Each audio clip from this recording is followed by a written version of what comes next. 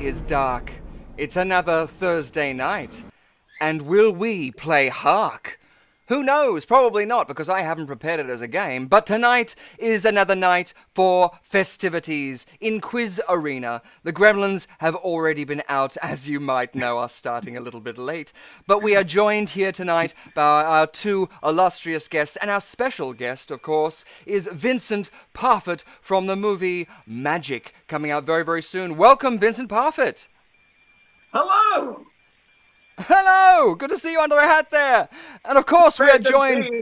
Yes, good to see you. And of course we're joined by Mr. Sol Muerte, as always. Welcome, Mr. Sol Muerte. Hello. It's good to be back for another round of Quiz Arena. I'm looking forward to it tonight. Yes, should be a lot of fun. Very fun and ensuing. And hello, Vinny, welcome. And welcome everybody else out there who's joining us. So sorry for going late there. We've already got K9 up there saying, hope there's no gremlins showing up, fingers crossed. I had my toes and eyes crossed as well, and still the gremlins turned up. And we've got a good evening, darlings, from Rhiannon Elizabeth Irons. So welcome to you too. Fantastic. So yes, another night of festivities. And joining us, we have the star of Magic the film, Vincent Parfitt. So thank you. So gracious to have you on board, Vinny. How have you been? You been well? I've been excellent. Oh, good stuff. Good stuff. And we're so excited about the new film, which is coming out, Magic the Film. You can see the trailer for it down in the description just below the video if you want to check that out. Keep us open in a little tab, and you can watch that in the corner there. It only goes for a couple of minutes, and it's very enthralling. And I do believe, is it based on an original book or an original text of any kind, Vinny? It's basically the only play that G.K. Chesterton ever wrote. And it was written in the somewhere between the 20s and the 40s. That's how much research I got into. Oh, it's the roaring times. I know that, what was it, the roaring 20s, the roaring 30s, the roaring 40s is always allocated to those things. It was so roaring. It was just like roaring, like the wind tonight out there. I don't know, at least if you're in Sydney. Keep the noise down, come on. It is, yes. Stop talking about the wind. Yes, I know. I've got a terrible wind. But one of the things I want to bring up as well on that, I've been watching a lot of old films, especially around the 20s times, and that some of the art that came out, the books, the stories of the big old houses and things like that are prevalent in those stories, and this is no different. One of the things I loved about this is the setting and the location of this film. So, what was it like filming Magic? Well, we filmed it twice. Oh wow! Twice. Yeah, we filmed it twice. The first time, we had some terrible difficulties. The second time was so much more exactly what we needed to get the film off and running. So we literally just grabbed a hold of the script and tried basically upon everything as if we're on the boards instead of on set. And we shot the entire thing within about 3 to 4 days. Wow. It's a feature movie which has 39 scenes in it. And we were under the pump Yes. Well, it looks fantastic. It really has that enthralling nature that takes us back to the old genres, the style. I Yeah. mean, even the color grading of the whole thing and the costumes, the set. And if you haven't seen it, Vinny plays a conjurer in it. So one of the old school magicians, I believe. Yep, that's right. The main idea behind it was that you do not know whether or not I am the con man Ooh. or I am a very bad magician that's using supernatural activities, and so it's sitting on the fence, Oh, and great. you never quite ever figure out that. Well, not to spoil anything, Mm. but it's an adult fairy tale. Oh, And it's great. all set in Ooh. one night. It's most probably all set within about 6 hours, Mm. and so it's got the insular nature of things like Who's Afraid of Virginia Woolf. Yep. It's got the feeling of phone booth. It's very very tense, and Wow. it's a beautiful exhibition of what you can do to keep you right on the fence before it just all falls apart, and you can work out whether or not I'm the con man, or if I'm the poor fellow who should know magic and doesn't have the means outside of supernatural activity to let it all flow into something very very magical. Wow, that sounds awesome because I do know that yeah, there's hints to some supernatural elements in the trailer there. So that was another hook. I loved especially the teaser that came out, which was just the empty room. The lady walks in and asks where is one of the characters, and you all sort of like cheekily sort of look at each other and says off. Maybe you'll find an elf. So it's got this great sort of like love to it. One of my favorite things on that is you know you know when you're deaf and you just need to be able to look at the CC Hmm. section. Apparently, it's not Elfland; it's Healthland. Oh, Healthland. I Wow. He's off in Healthland. He's getting healthy, Oh, getting into that protein shake. wow. Unbelievable. It is too. Well, like check out the trailer that's down there in the description, because it looks like a fantastic thing. I'm just gonna see if I can pull up one of the trailers for it now, so we can play it in Cool. the top video there. So yeah, really looking forward to that. And do we know when that might be coming out and where people might be able to see that?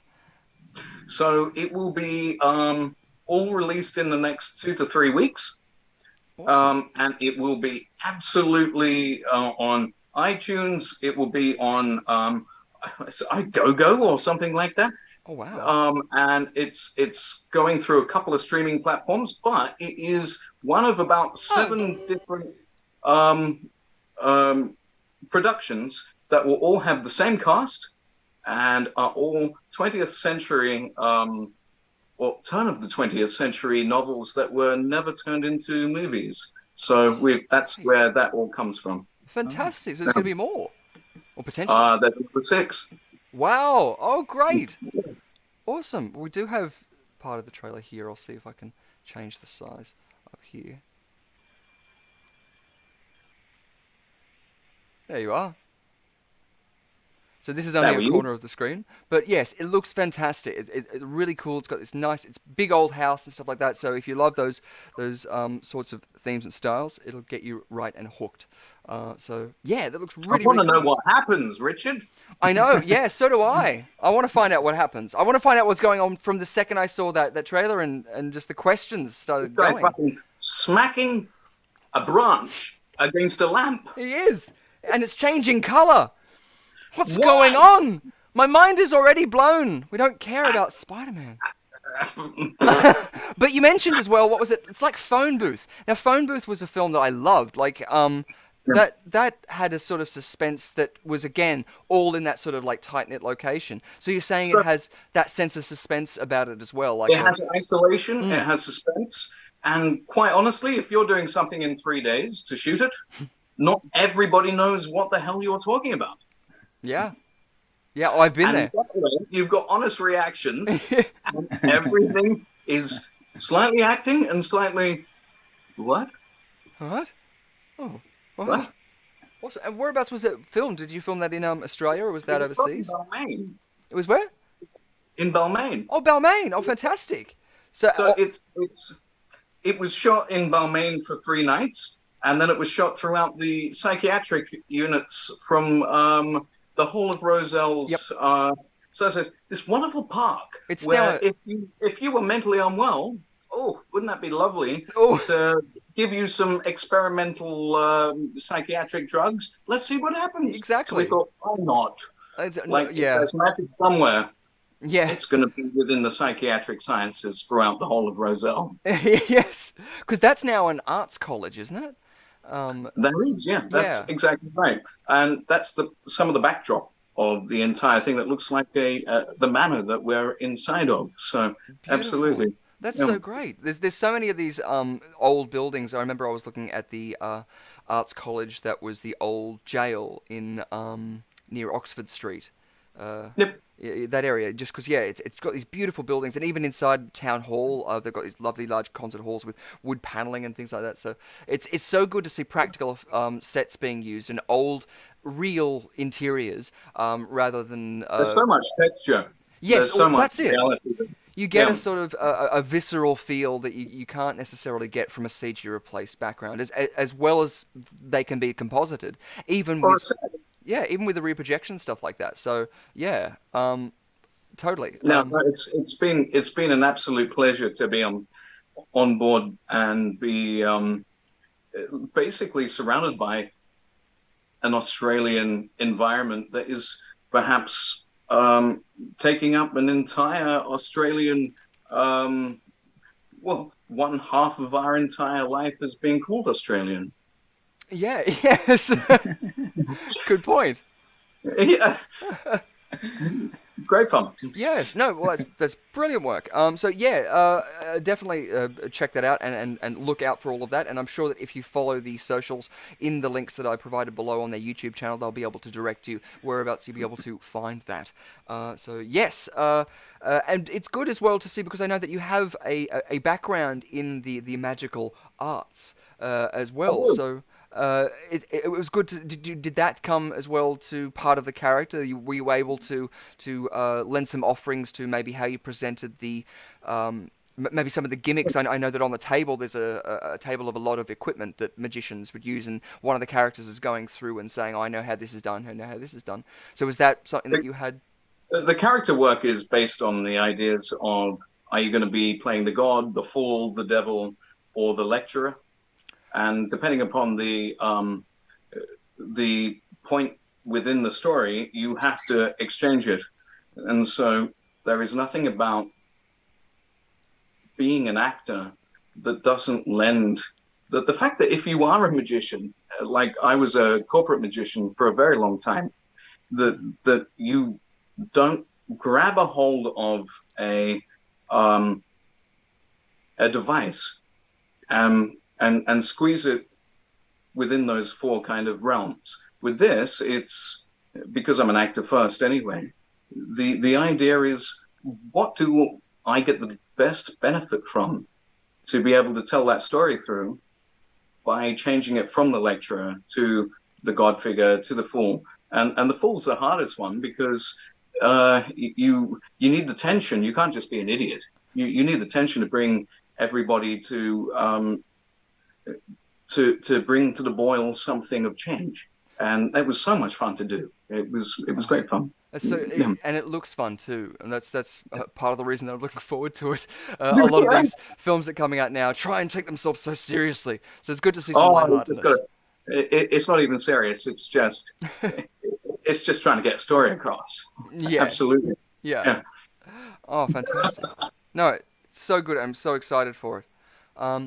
Just before as well we move on, I want to make note of our sponsor as well for our Quiz Arena tournament, which is going to be our final round tonight, which we'll be doing after about 3 rounds of fun, and of course a better beat Saul, and of course we're going to be spinning that wheel. But our sponsor for that round is mypetsies.com. And they have been generous enough to provide us with a link for a $25 discount voucher for their website. So this site gives you the ability to send in a photo of your animal, as you can see here, and it gets turned into a plush version of that animal. And you can get all different types of animals, cats, dogs, I think all different animals. You can get them on keychains and things like this. And if they have different versions, I assume at different prices and things like this. But if your animal has fur and fuzzy fluff stuff, then they do that as well. And if it doesn't, if it's shaved like a Rex or something like that, then yeah, they'll do that too. So there's many options there, and so yeah, you get 25% off on your discount on your checkout, sorry, there with mypetsies.com. So that's for all you out there. So tell us what you've been seeing as well out there in the world, what's been on your mind. It doesn't necessarily have to be horror-based. We'll make it relevant anyhow, but nostalgia is the key here. So yeah, let us know what you've been seeing. And Saw, have you been up with any of the horror? I know that you're still doing your, was it 80 days of 80 films? Yeah, 100 horror movies in 92 days. So I kicked that off in the 1st of August, and it's due to wrap up in obviously by the 31st of October. I want to say I'm 84 films in, or 85 films in. So I'm doing all right. I'm not doing bad. I was just trying to think, actually, I should kind of check this stuff out before you ask me these questions, because I kind of forget what I watch. But I know that I call... and the thing about the 100 horror movies in 92 days, it's not just any random horror movie. You should ideally watch something you've not seen before. So it gives me an opportunity to catch up on some of the streaming kind of movies that are out there, which is cool. And as you know, that we closely work with Shudder to post some reviews up for their stuff. So today I just caught VHS 94, which is their latest little outing, which it's within the whole VHS kind of franchise. So I don't know if any of you guys, either of you, have caught them yet. But they're always, the idea is, I think the very first one is like it was a hotel room, and they just stumble across these old tapes that are kind of in there, and it's like kind of dodgy kind of stuff that's, you know, been found that you probably wouldn't normally unearth. But it all has these kind of horror elements to it. And one of the guys who was involved with at least the writing, I want to say, from the first one, Simon Barrett, he's gone on to do a lot of pretty cool stuff. In fact, one of his, I want to say it's his direct, no, it's his direct, I could be wrong here, but I want to say it's his directorial debut called Seance, featured on Shudder a couple of weeks ago. And that's pretty good fun. Cool. But he also writes and directs one of the segments on this new one, VHS 94. Which is kind of cool. Yeah. Yeah, it was good. Other than that, like criminally, I'd never seen Night of the Demons before, and that was available on Shudder this week. So I was like, all right, good chance for me to catch that. So I watched that last night, I want to say. Nice. Yeah. So there is some good stuff, sure, man. Yeah. I have to try and test my memory. Like I'll let other people just fill in the blanks for a second, and I'll have a little. All good. I was just gonna say, last night I tried to get through again the original. It's Busman's Honeymoon, or it was released as Haunted Honeymoon, and the original from I think 1940 or 1920 something, and it's just so boring. Nothing happens in it. Has either of you guys seen the original, the Busman's Honeymoon? I do, but I can't remember it. Yeah, neither. Like even now, I just remember there's a policeman that drives them off the road at one point. Yeah. It sounds like Jewel. It's what? Sorry. Sounds a bit like Jewel. Oh yes, Steven Spielberg's first film. No music. There's no music. There's no music throughout the entire thing. Where's John Williams? It's before. Yes, before they got to the Williams bit. Yeah, absolutely. That's it. No, Duel, just for a second, like we mentioned, I think, a couple of times before, but even the moments that stuck with me the most was actually the end credits, when he's sitting there and it's silent and it goes, and he's throwing dirt, and I was thinking, why isn't he going anywhere? Like that, as a kid when watching it, I was thinking, he's done this, he's killed the guy. What's he waiting for? Why?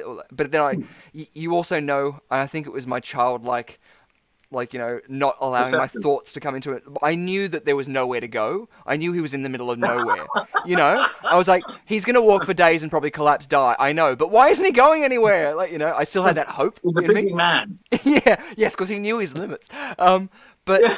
but that's it. Black Christmas as well is another film where they don't show the villain, and I love these styles of things. Another film that recently did it. Oh, what was it called? Open House, I think it was. That stuck with me because that was sort of like a film that sort of just it left me feeling dirty. That sort of like dirty way of going. I don't want to watch that again. As in, because it was like everyone's got those like crawl spaces in the roof, and you're just like, yeah, I don't want to have that thought when I go to sleep. The Babadook's fine to entertain. Remember the Nick Nolte movie where he's up in the attic and no one knows that he's there? I thought that was real life. It's Nick Nolte. It's just Nick Nolte. It's just Nick Nolte. He lives on everyone's attic. Right. Right? Yes. Yeah, he has like a contract where once a month he has to take residence in another American household's roof.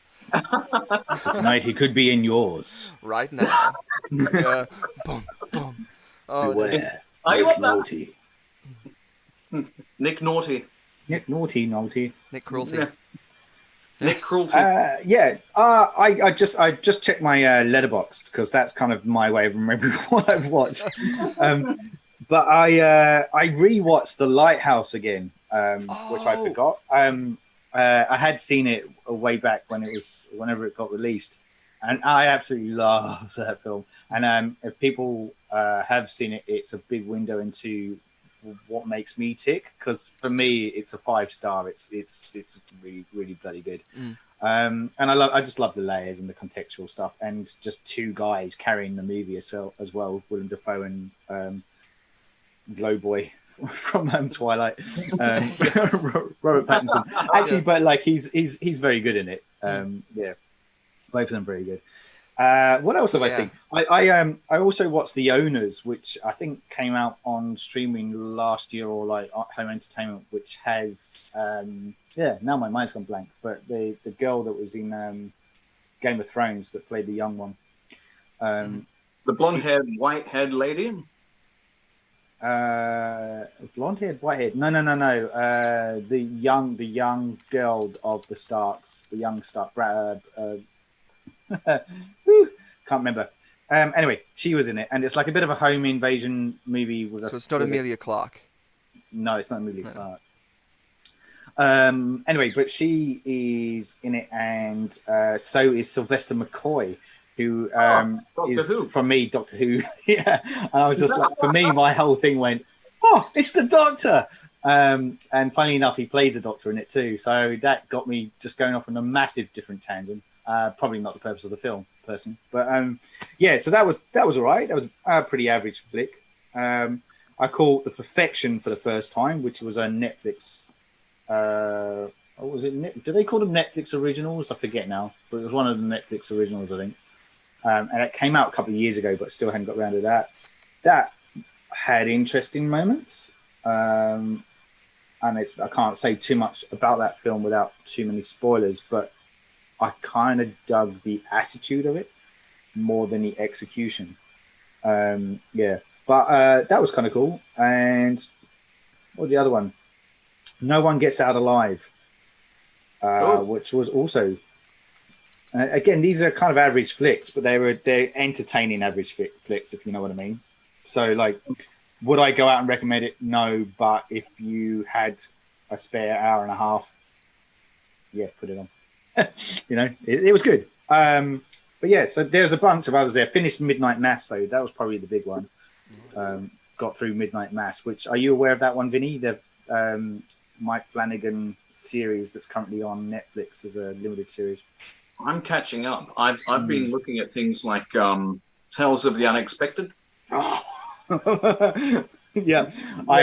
My favorite still is the Lamb one, Slaughter to the Lamb one. That is like probably one of the best short stories ever captured on TV. It's just so many great moments in that in that episode. I thought, what a great idea. I'm going to have to stay up and keep myself slightly vertical. I had a quinsy, which is like, I don't have tonsillitis ever, but I don't also have any nerve endings in my tonsils. So when it becomes incredibly inflamed, you can make an entire hospital faint. Yeah. And I've gone, well, cool, I'll just sit and watch some Tales of the Unexpected. And then I've gone to Hitchcock Half Hour, and I've watched this person who can't move, so they're locked in their own body, and everyone thinks they're dead. I thought, well, this is a fantastic way to watch and bide my time while being unwell. It sounds a natural reaction for me. Yeah. I cannot continue watching this and be mentally well anymore. I was physically perhaps unwell. Now I've just become mentally strained. And so I was watching it going, this is too much.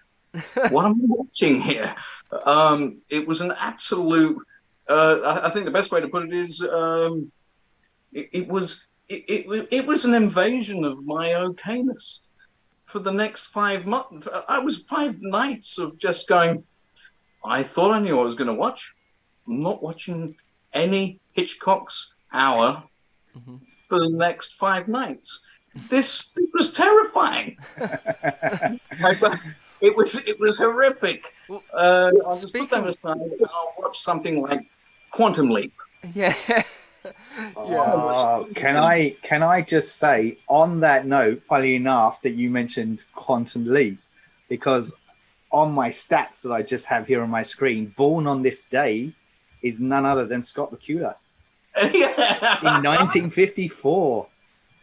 Now that's eerie. 1954 he was born, yeah. Ooh. Extraordinary. Speaking of the extraordinary, what was it? Was it called The Extraordinary? What was it, the show with Warwick Moss that was in Australia? The Extraordinary. Was it The Extraordinary? It was. The guy with the raspy voice where everything he said was like The Extraordinary. It was extraordinary. The Extraordinary. That was great, because from memory, I can't remember if it was like Unsolved Mysteries or if it was what was it, like Twisted Tales and like, you know, the Twilight Zone. I do know where it came from though. Oh yeah? Where? Woolloomooloo. Woolloomooloo! Really? Wooloo. Mooloo. Yes. For those of you who aren't in Australia, Woolloomooloo is a place in Sydney. It's one of the indigenous names of one of the areas here. So we've got a lot of areas that were sort of renamed when colonialization happened and stuff like that. And so since they've gone back to it. But Woolloomooloo has always been known as that. And I'm terrible with the locations of these places. Is that the North Shore? No, it's... Is it right in the heart of the city? So if you go towards King's Cross... Yeah. Oh, okay. It's kind of at the bottom of the... So if you're at the art gallery and then you go down those steps there, you come into Woolloomooloo. Oh, perfect. Yeah. There you go. It's where Russell Crowe used to live. I don't know if he still lives. Oh. Hold on. Let me give Nick Noldy a call, because I think he's in his attic at the moment. There we go. We've got our connections, ladies and gentlemen. Yeah, no, I haven't frequented the Cross. I did a couple of shows there, but not familiar with their streets. But yeah, so that's great. Let us know as well what you've got there. We've got Rhiannon Elizabeth Irons, who says that she sat through Open House again on Netflix the other day and still didn't enjoy it. Yeah, it's sort of full on. Even there's a moment towards the end where the act of somebody else taking out someone's contact lenses is like uncomfortable to say the least. And that's, yeah, like, you know, one of the moments is just, it's psychological terror as well with like physical trauma terror. It's, yeah, it's bit of fun if you haven't seen that and you like that sort of stuff, so you can check that out. But yeah, I've been checking out a lot of the earlier sort of films, but even as you mentioned, like traumatic sort of films, Eraserhead was one that I watched again, briefly sort of in the side. I saw The Dark Old House, which is one of the films that they based Haunted Honeymoon off in, what was it, one of Gene Wilder's films, which is a classic that I loved. And so that was... Young Frankenstein. Yes, Young Frankenstein, exactly. Everyone might know from that, we've had, I think, what was it?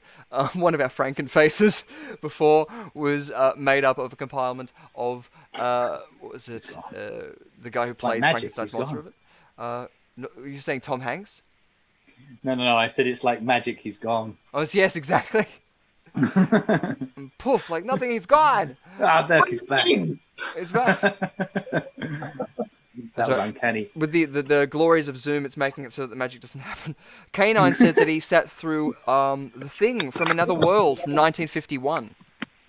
So awesome. Have either of you guys seen The Thing from 1951?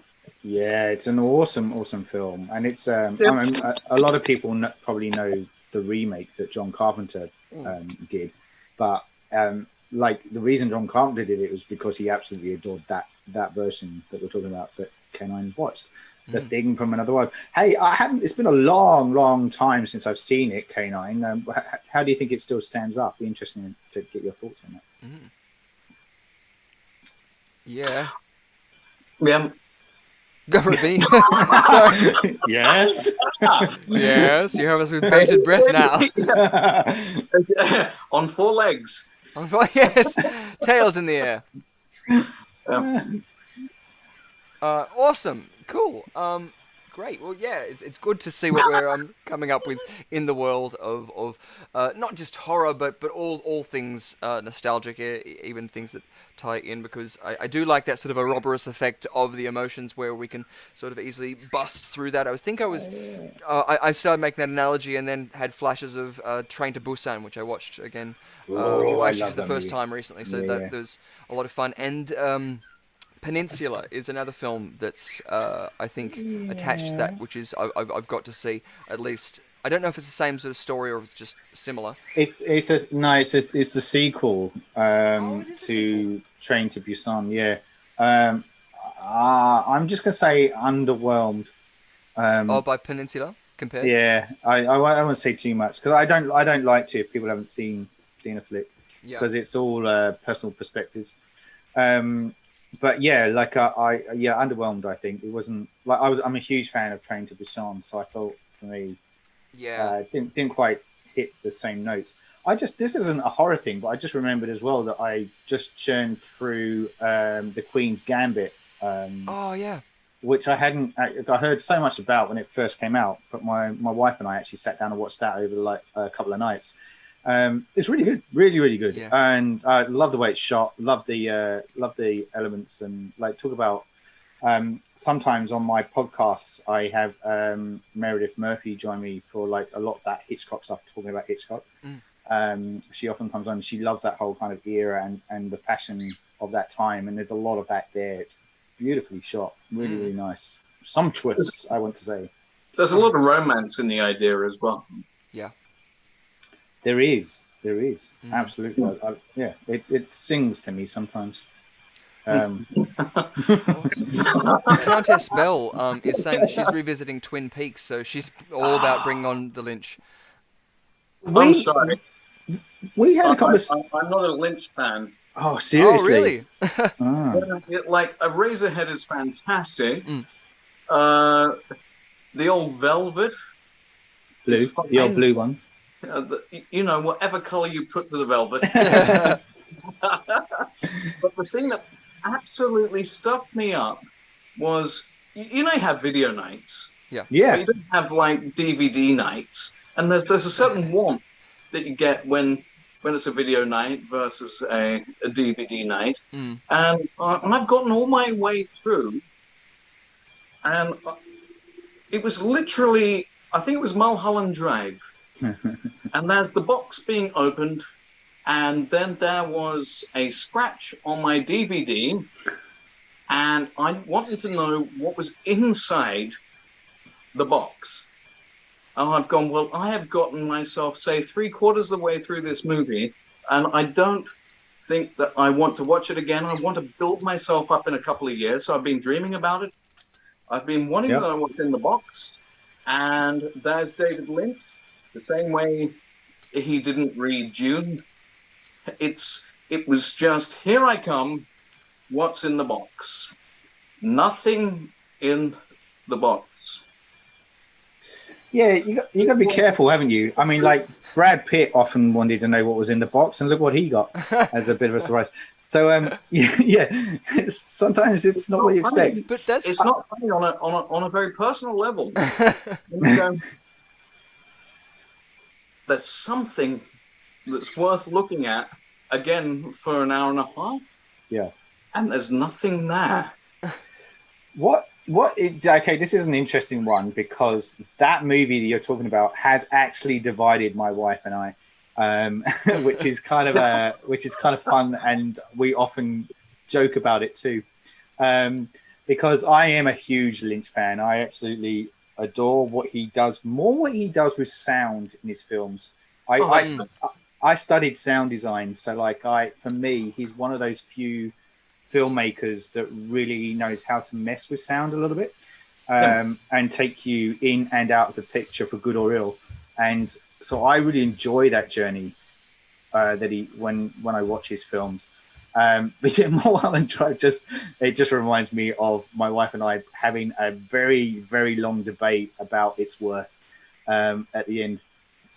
So you know the Coen brothers? Yeah, I'm aware of them. Yeah. Well, I've heard of them as well. Yeah.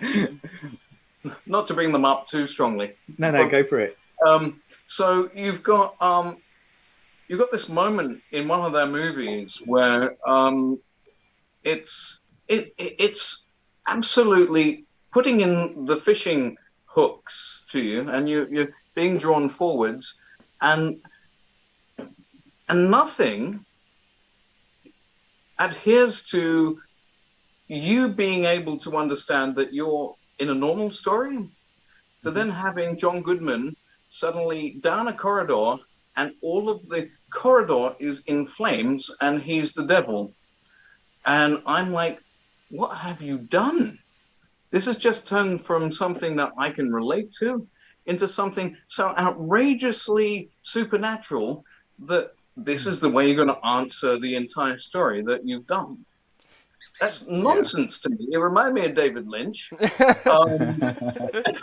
Yeah, but sometimes that's what, like, especially when people, like, you know, the Ghostbusters is coming out soon, the new Ghostbusters Afterlife, and there's been a lot of awe and the resurgence of the 2016 controversy and everything like that. I say controversy, and I don't refer to the film.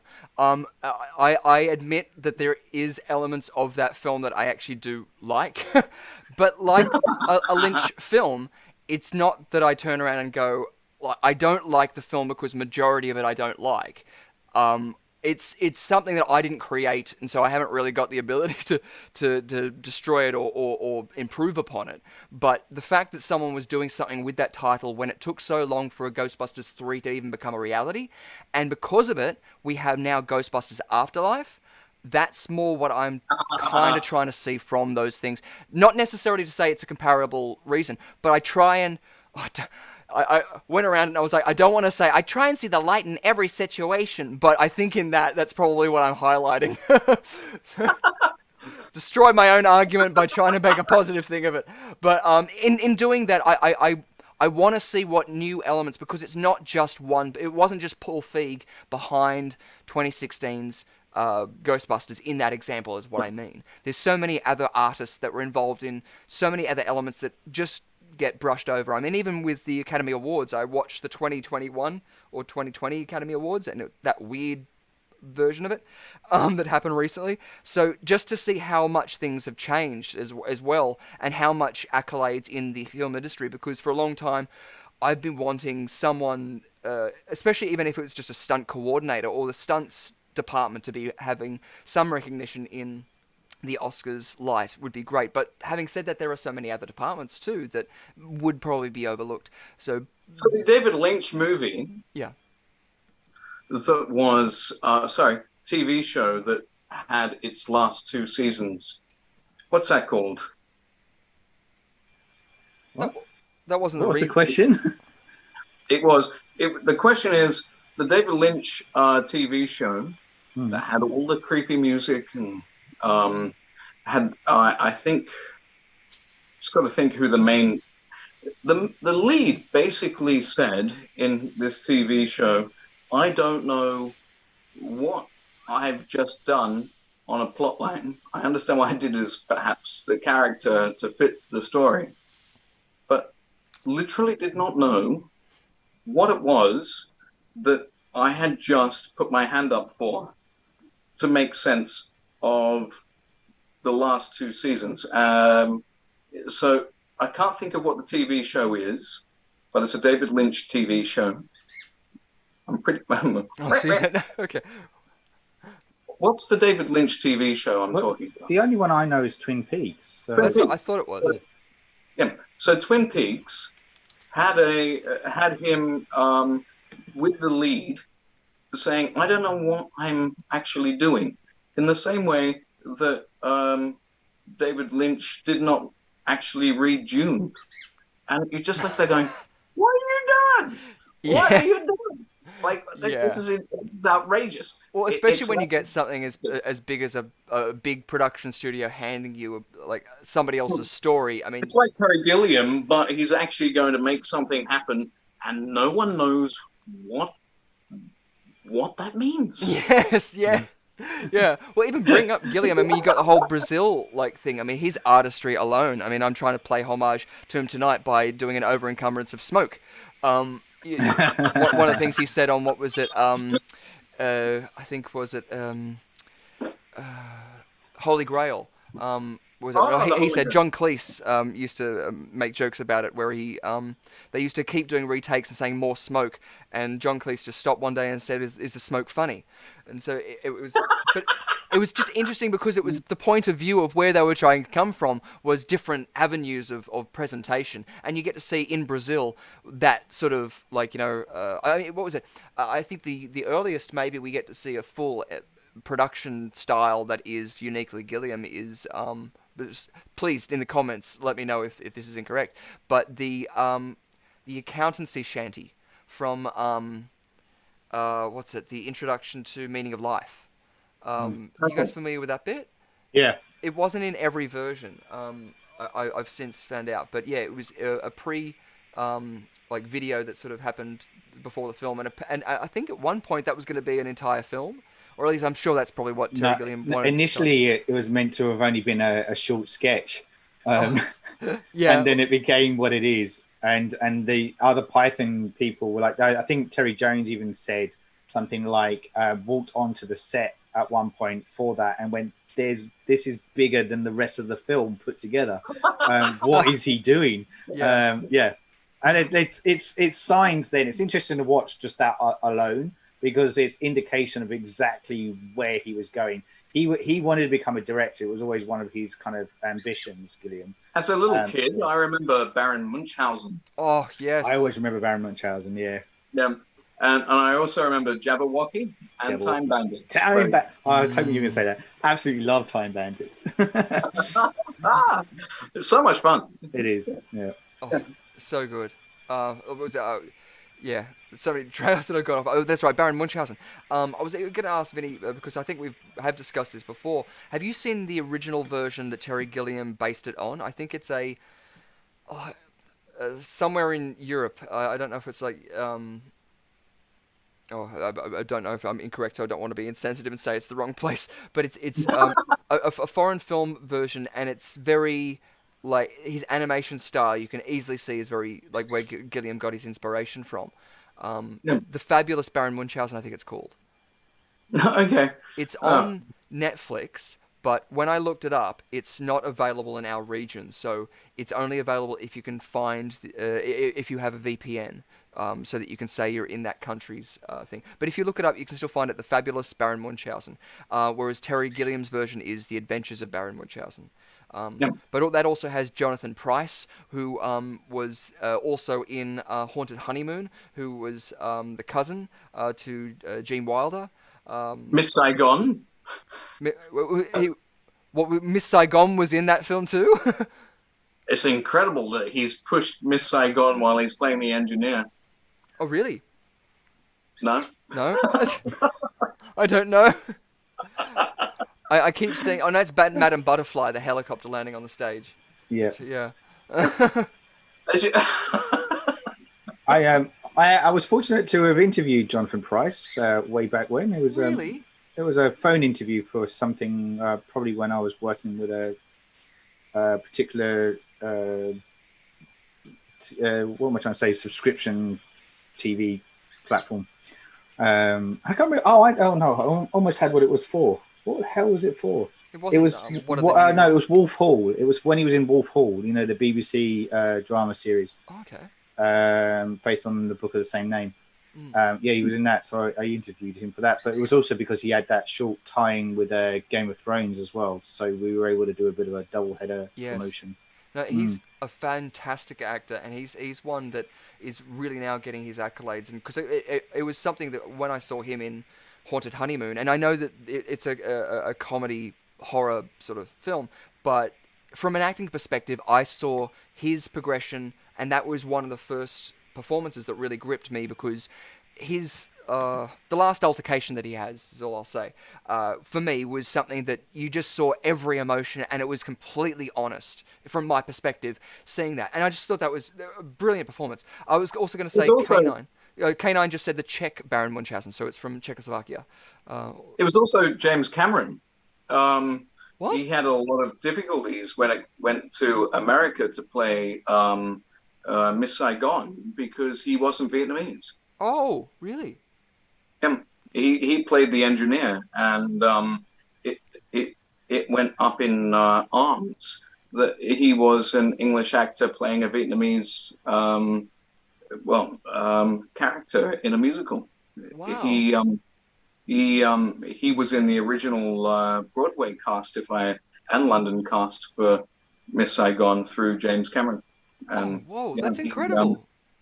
He just was in the middle of this kind of political struggle for who to play if you're not of the ethnicity of the people that you play. Yes. Yeah. No. Well, that's incredible, because not only hearing that James Cameron, I'm assuming it's the same James Cameron as the Titanic and things like that, and Alien and Fame. I do apologize. It's not James Cameron. It's just someone Cameron. Okay, cool. No, that's all right, because I was going to say there's all the musicals that we Cameron know. McIntosh. Yeah, all of them. Yeah. Cameron McIntosh. Yeah. Cameron McIntosh. There we go. Also known as Wee Jimmy Cameron. Wee Jimmy Cameron. Wee Jimmy Cameron. No, I remember him saying, "Are you over familiar?" Yes. Because I was going to say it's not unfamiliar, because I know that J. Abrams, I think, has. JJ. Yeah, he's got the rights for the English show, the show that goes wrong, and he produced a whole bunch of things. And I think even what was it? It was Penn and Teller at one stage as well took their show too, because they're now doing the magic that goes wrong, or something like that. And they also have a show which is. I think it's the Goes Wrong show, which is, you can get clips of it on YouTube and check that out online. They also have a website that you can check out their live shows, where they do improvised shows as well with that. So it's not beyond. That's why I was just saying it would have been cool to. I was going to look into the other productions that if James Cameron had produced theatre. Because can you imagine a James Cameron theatrical production is all? Yeah. That's it. I was looking at Beetlejuice just recently, the stage version of that, which I think was written by an Australian composer. And I don't know, you can fact check me on that one. But that one has a lot of elements where you could see, wow, someone like James Cameron's sort of a revolutionary sort of thing. There was Chess, I remember, a production that I was involved in, and I imagined a whole bunch of things that when I pitched them to the people who were making them, they were just not possible. I wanted cherry pickers over the top of the chess sets, and I wanted the chess set to be able to go up like this, and mirrors, and and rather than turning around and saying, okay, this is how much everything's going to cost, it was more just a no. But yeah. So to see theatrical productions on that scale is really interesting, because I know that we're both interested in theatrical things, and there was a recent Australian production, at least at the Sydney Theatre Company, or I think it was, which had the picture of Dorian Gray, which was a version I really wanted to go and see. It looked absolutely fantastic, and I think that they might actually be doing another season of it. But that's an old play. I've got to say, Mhm. I was with one of my good friends, Michael Lewis, and it was literally grabbing a hold of every word from Oscar Wilde's The Portrait of Dorian Gray, Mm. and I did that on stage with him. I was playing Dorian Gray, and it's an absolute bugger of a thing to play Yeah. because you're supposed to be young, Mm. looking older. Sorry, older, looking younger, Mm. and like if someone tells you that you should be playing Dorian Gray, it's a huge compliment. So you kind of like pucker your lips and go, Mm. I think everything's a little bit odd at the moment. Yeah. Like that happened about 12 years ago. That was an absolute shocker of a thing to be asked to play. Wow. But, um, Would have been because intense. well, the thing is, you don't know how to play someone who is supposed to be good looking. Like I'm not a dickhead. No, Like so you're not going to sit and go, well, strangely I'm for me, Dorian Gray. just because of the supernatural elements to it, I always assume the approach would be much more deity based, as in his ego isn't necessarily in his looks; it's about his whole ego, Well, his playing someone old. his image, his reputation, his oh, Is yeah, it yeah, meant yeah. But an old also person doesn't go the same age? like, you know, they'll go, I feel older or I want to be young again, but they don't resent the fact that they are. I don't know. I definitely think that the portrayals is what makes the theatre unique. Not only because it's the performer playing it, but every night you get to take a different discovery. So was there ever a moment in any of the performances where you, I guess it's a dangerous thing because, again, like a character like that, you don't want to grasp onto things that feel good in that role. It's behavior versus aesthetic. That's it. Exactly. I think that's maybe where I'm feeling that's where you're coming from. That idea of the duality having to constantly play You're not going against. to give it to an 82-year-old Yeah, that's it. That's it. and say, just act young. Well, that's You're going to give it. You're that going to would give it be to someone who's say 30 or 28, and then they're going to sit there and go, okay, I've got the hang of this. yeah. Well, it's Uh, interesting. it's really quite awkward. No, because you say that because I was then just thinking I would love to see an older actor play that, as in, like, you know, I don't know who, but like, you know, one of those debonair older actors play that, but play him young, but just do it sort of, everyone imagines him young, he acts young, and all that sort of stuff. Because I was just watching, what was it? I know Damon. this is one of your favorites too, Vinny, The Ghost of Mrs. Muir again, and that's a character like. Again, I don't want to terrorize, but I would love to see you portray, because it again felt like it would be something that, like, the commanding presence, which again you can see very much in the teaser for the Magic film, would yeah. lay this sort of like, you know what you know. It's very direct. Yeah, yeah. Mm. Like, Yeah, it's there's something quite beautiful about playing someone who's got no consequences for you except for that's it. your connection with another human person that perhaps no longer is actually physically available for anyone else but you to have a relationship with. It's the thing with me on that level too is, I mean, it's the music. It's Bernard Herrmann. Yeah. It's the person who always just smashed into from 1950s, say, Hollywood for all of Hitchcock movies. It's this spooky, beautiful music that can somehow go from dark and romantic, and it's a hell of a journey that turned itself from one movie into, I think, throughout the 60s they did a TV show of it. Yeah, that was, yeah. I was looking at, I think it was the 70s or something like that. You're right. And because just going back into looking into this, and there's been many iterations and stuff like that, but I feel as if like the connection was there. It got to me when watching the Rex Harrison version, and I'm assuming that's the familiar one that most people sort of are referring to. But I would be interested to see the comparison as well when people compare them to the book, and if it's different at all from its original intention. Because again, The Bad Seed is a film that I've brought up a couple of times, which was a stage play directly adapted and filmed like on the set as if it was a house and stuff like that. And I love those sort of things, like Arsenic and Old Lace as well. And so I'd love to see some reversions of that now that we have the technology and the ability to sort of take it out of the house, you know, or off the stage. But again, now that we've had this, like, the lockdowns and the ins and outs and stuff like that, hopefully there'll be a bit more ease to be able to make productions that now have no license restrictions and things like that. There's something strange about that as well. Arsenic and Old Lace. Who's the lead actor? Oh, that's or does Saul know?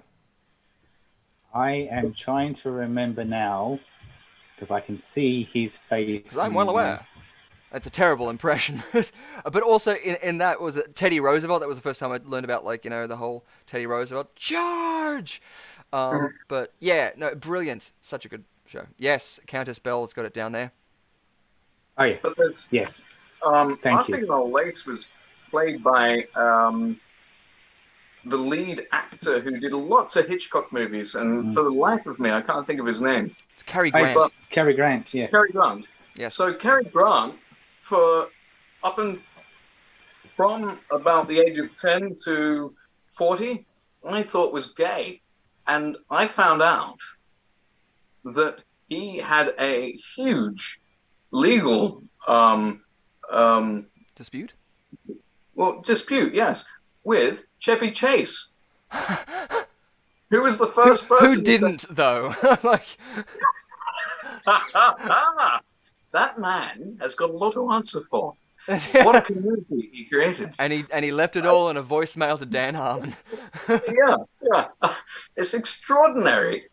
It's extraordinary. Wow. Like, up until from 10 till like 40, I honestly thought that Cary Grant was absolutely just a casual gay person that everyone would accept that he was ahead of his time. Oh yeah. For coming out that.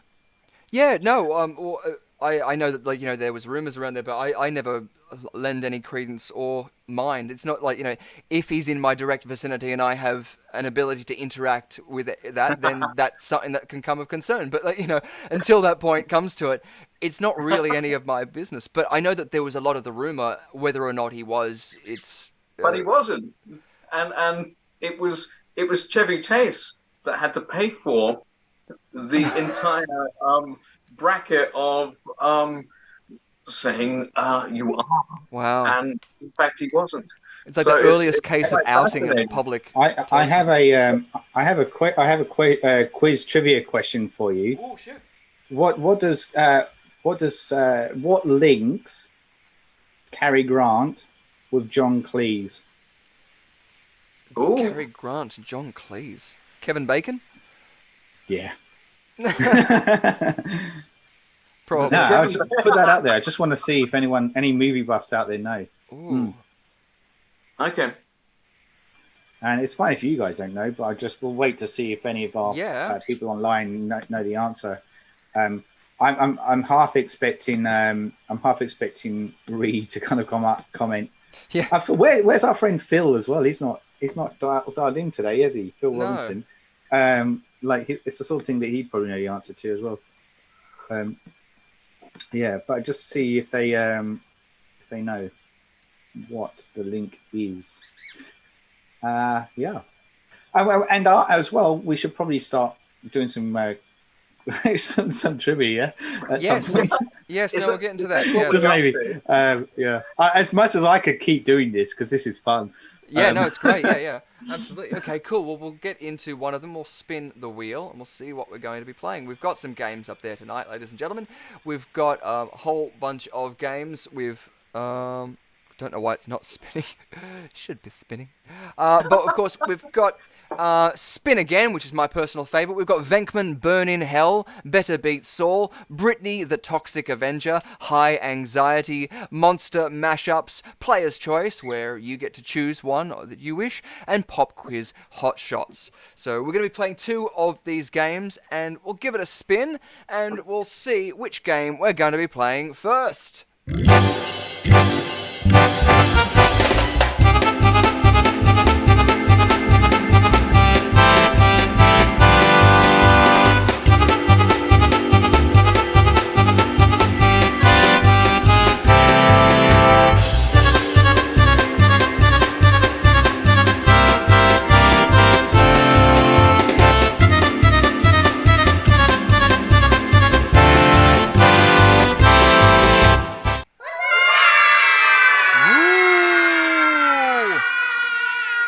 so it is chosen, and so it shall be, as we remove it from the wheel of fortunes.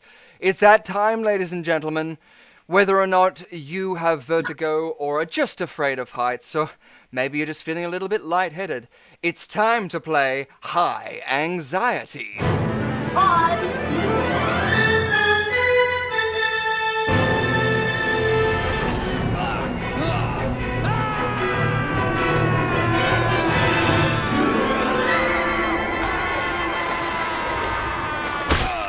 Fantastic. So High Anxiety. First of all, we have 5 images up the back there, and we want you to identify for 1 point who each of them are. Now, feel free to. Oh, let's start, Vinny. Is there one that you might know of? We'll go from left to right, or. Yeah, I'm going from the 4th position from the left. Awesome. Or the second one from the right. Yep. It's definitely Freddy Krueger. I mean, Freddy honestly. Krueger. Absolutely correct there, and Vinny Parfitt gets 1 point. Nicely done. Awesome. Well, that's been one for you. Like, yeah, what about you, Saul? Do you have an idea of who any of them are? I am. Oh, I'm intrigued about the one on the left, but I don't know that just yet. I know. I Just think- while you're having a think, I'm going to bring it back to this, and I'm going to bring it up behind us so that the lovely people at home can see your face. Yes, so Freddy Krueger, you can divulge about Freddy Krueger for a second while I set the source up.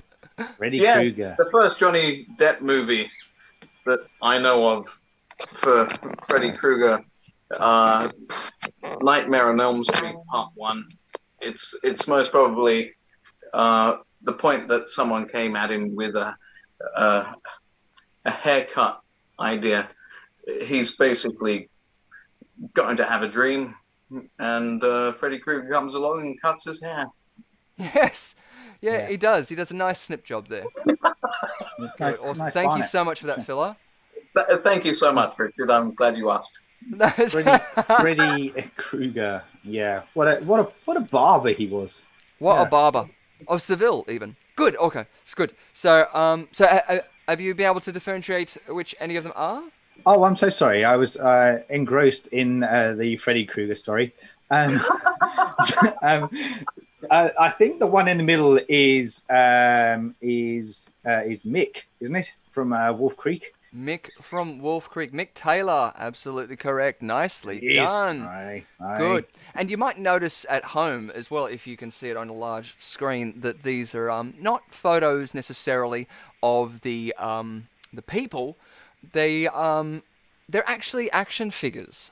Now, some of them, I don't think that the Freddy Krueger isn't necessarily an action figure. I don't think his arms articulate, but they're anything but those little pop head things. Yeah. So yeah. Pop- So, but pop this Mick Taylor, I think, was one of the ones that like came out. It was one of the knockoff brands, like right after the first film came out. Mm-hmm. So it's like but yeah, you can still grab that one. They've since become like the special versions, like the Freddy Krueger one there. So Mick Taylor from, of course, what film was that? Wolf Creek. Awesome, cool. Well, we can do it this way too. I'll give you a point for that. And Vinny, what was a film that you know Freddy Krueger from? Say again. What's a film that you know Freddy Krueger from for a point?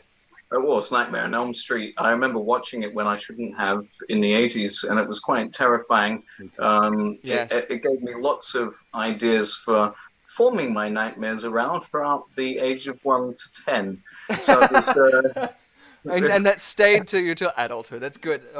it's what you need. Exactly. You know? Exactly. Those the therapists, they need people like us. Good. So up next, Vinny. Well, let's have another one. Or Saul, whoever calls out, whichever one you think could be up there. Well, the far right one. Far right The one. Who do you think that far is? right. It looks kind of Jason-ish, but it's not. No. It's No, it's not Jason from Friday the 13th. I think it's the person I go to the dentist with about every 6 months, and she's just in Beatty Street in Balmain. Yeah. Yeah. Well, yeah. It's She funny, is it's good. Uncanny that I think you're right. Yes. No, she is good, but unfortunately, no, that's not That's not who that I person want to is. say, the one on the right is, and I could be wrong, but I'm hoping I'm right. Is it Herbert West? Ah, absolutely right. It's Herbert West from Reanimator, the action figure there, which is a lot of fun. Nice. Yes, perfect. And so from Reanimator, you got that. 2 points to you there.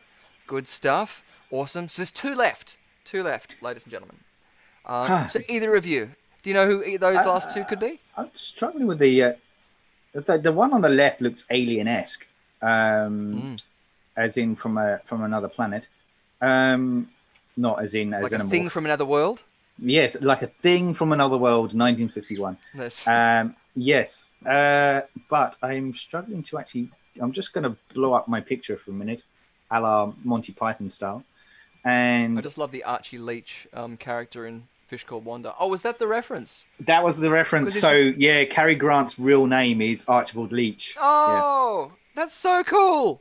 That is awesome. And Fish Called Wanda, another fantastic film. And Awesome film. the other film that they did, which was called Fierce Creatures. Fierce Creatures, that's it. Yeah. Yeah, Another with Ronnie great film. Corbett. Yeah. I reckon the first from the left Yep. is Karen Carpenter from the Carpenters. Yes. She really had, and not to be rude to anyone with anorexia, but it was most certainly one of the smallest stomachs you've ever seen from the 1960s. Yeah, I just thought it was a hell of a corset. It's a hell of a corset. What's the I need to buy is it- myself one of those hell of a corsets. what's her name? Is it Violet Chachki? Was that the drag queen from RuPaul's Drag Race that had she had an insane, terrifying waist. Like she could snap at any second. It was yeah. I honestly think that if you continue to breathe in and forget to breathe out at some stage, you are definitely on Star Wars. I'm pretty sure this is a Star Wars representation, or perhaps even a Terminator situation going on. Well, it looks It's like absolutely- it looks like there's antennae at the top there, and it looks like there's I've been looking at them. yeah, and there's little antennae down the bottom too around a kneecap. Either that's some sort of weird deformity, or maybe there could be another little thing standing next to it. Maybe it's obscured by the high anxiety sign there. It's my pet cockroach. It's My just pet- coming up your left leg. My favorite cockroach, that TV show, Yeah, and that movie you know with what I'm talking about. yeah. It's not easy, and the one on the right looks like the lady version of a Sith from Star Wars as well, which is of course from Episode 1.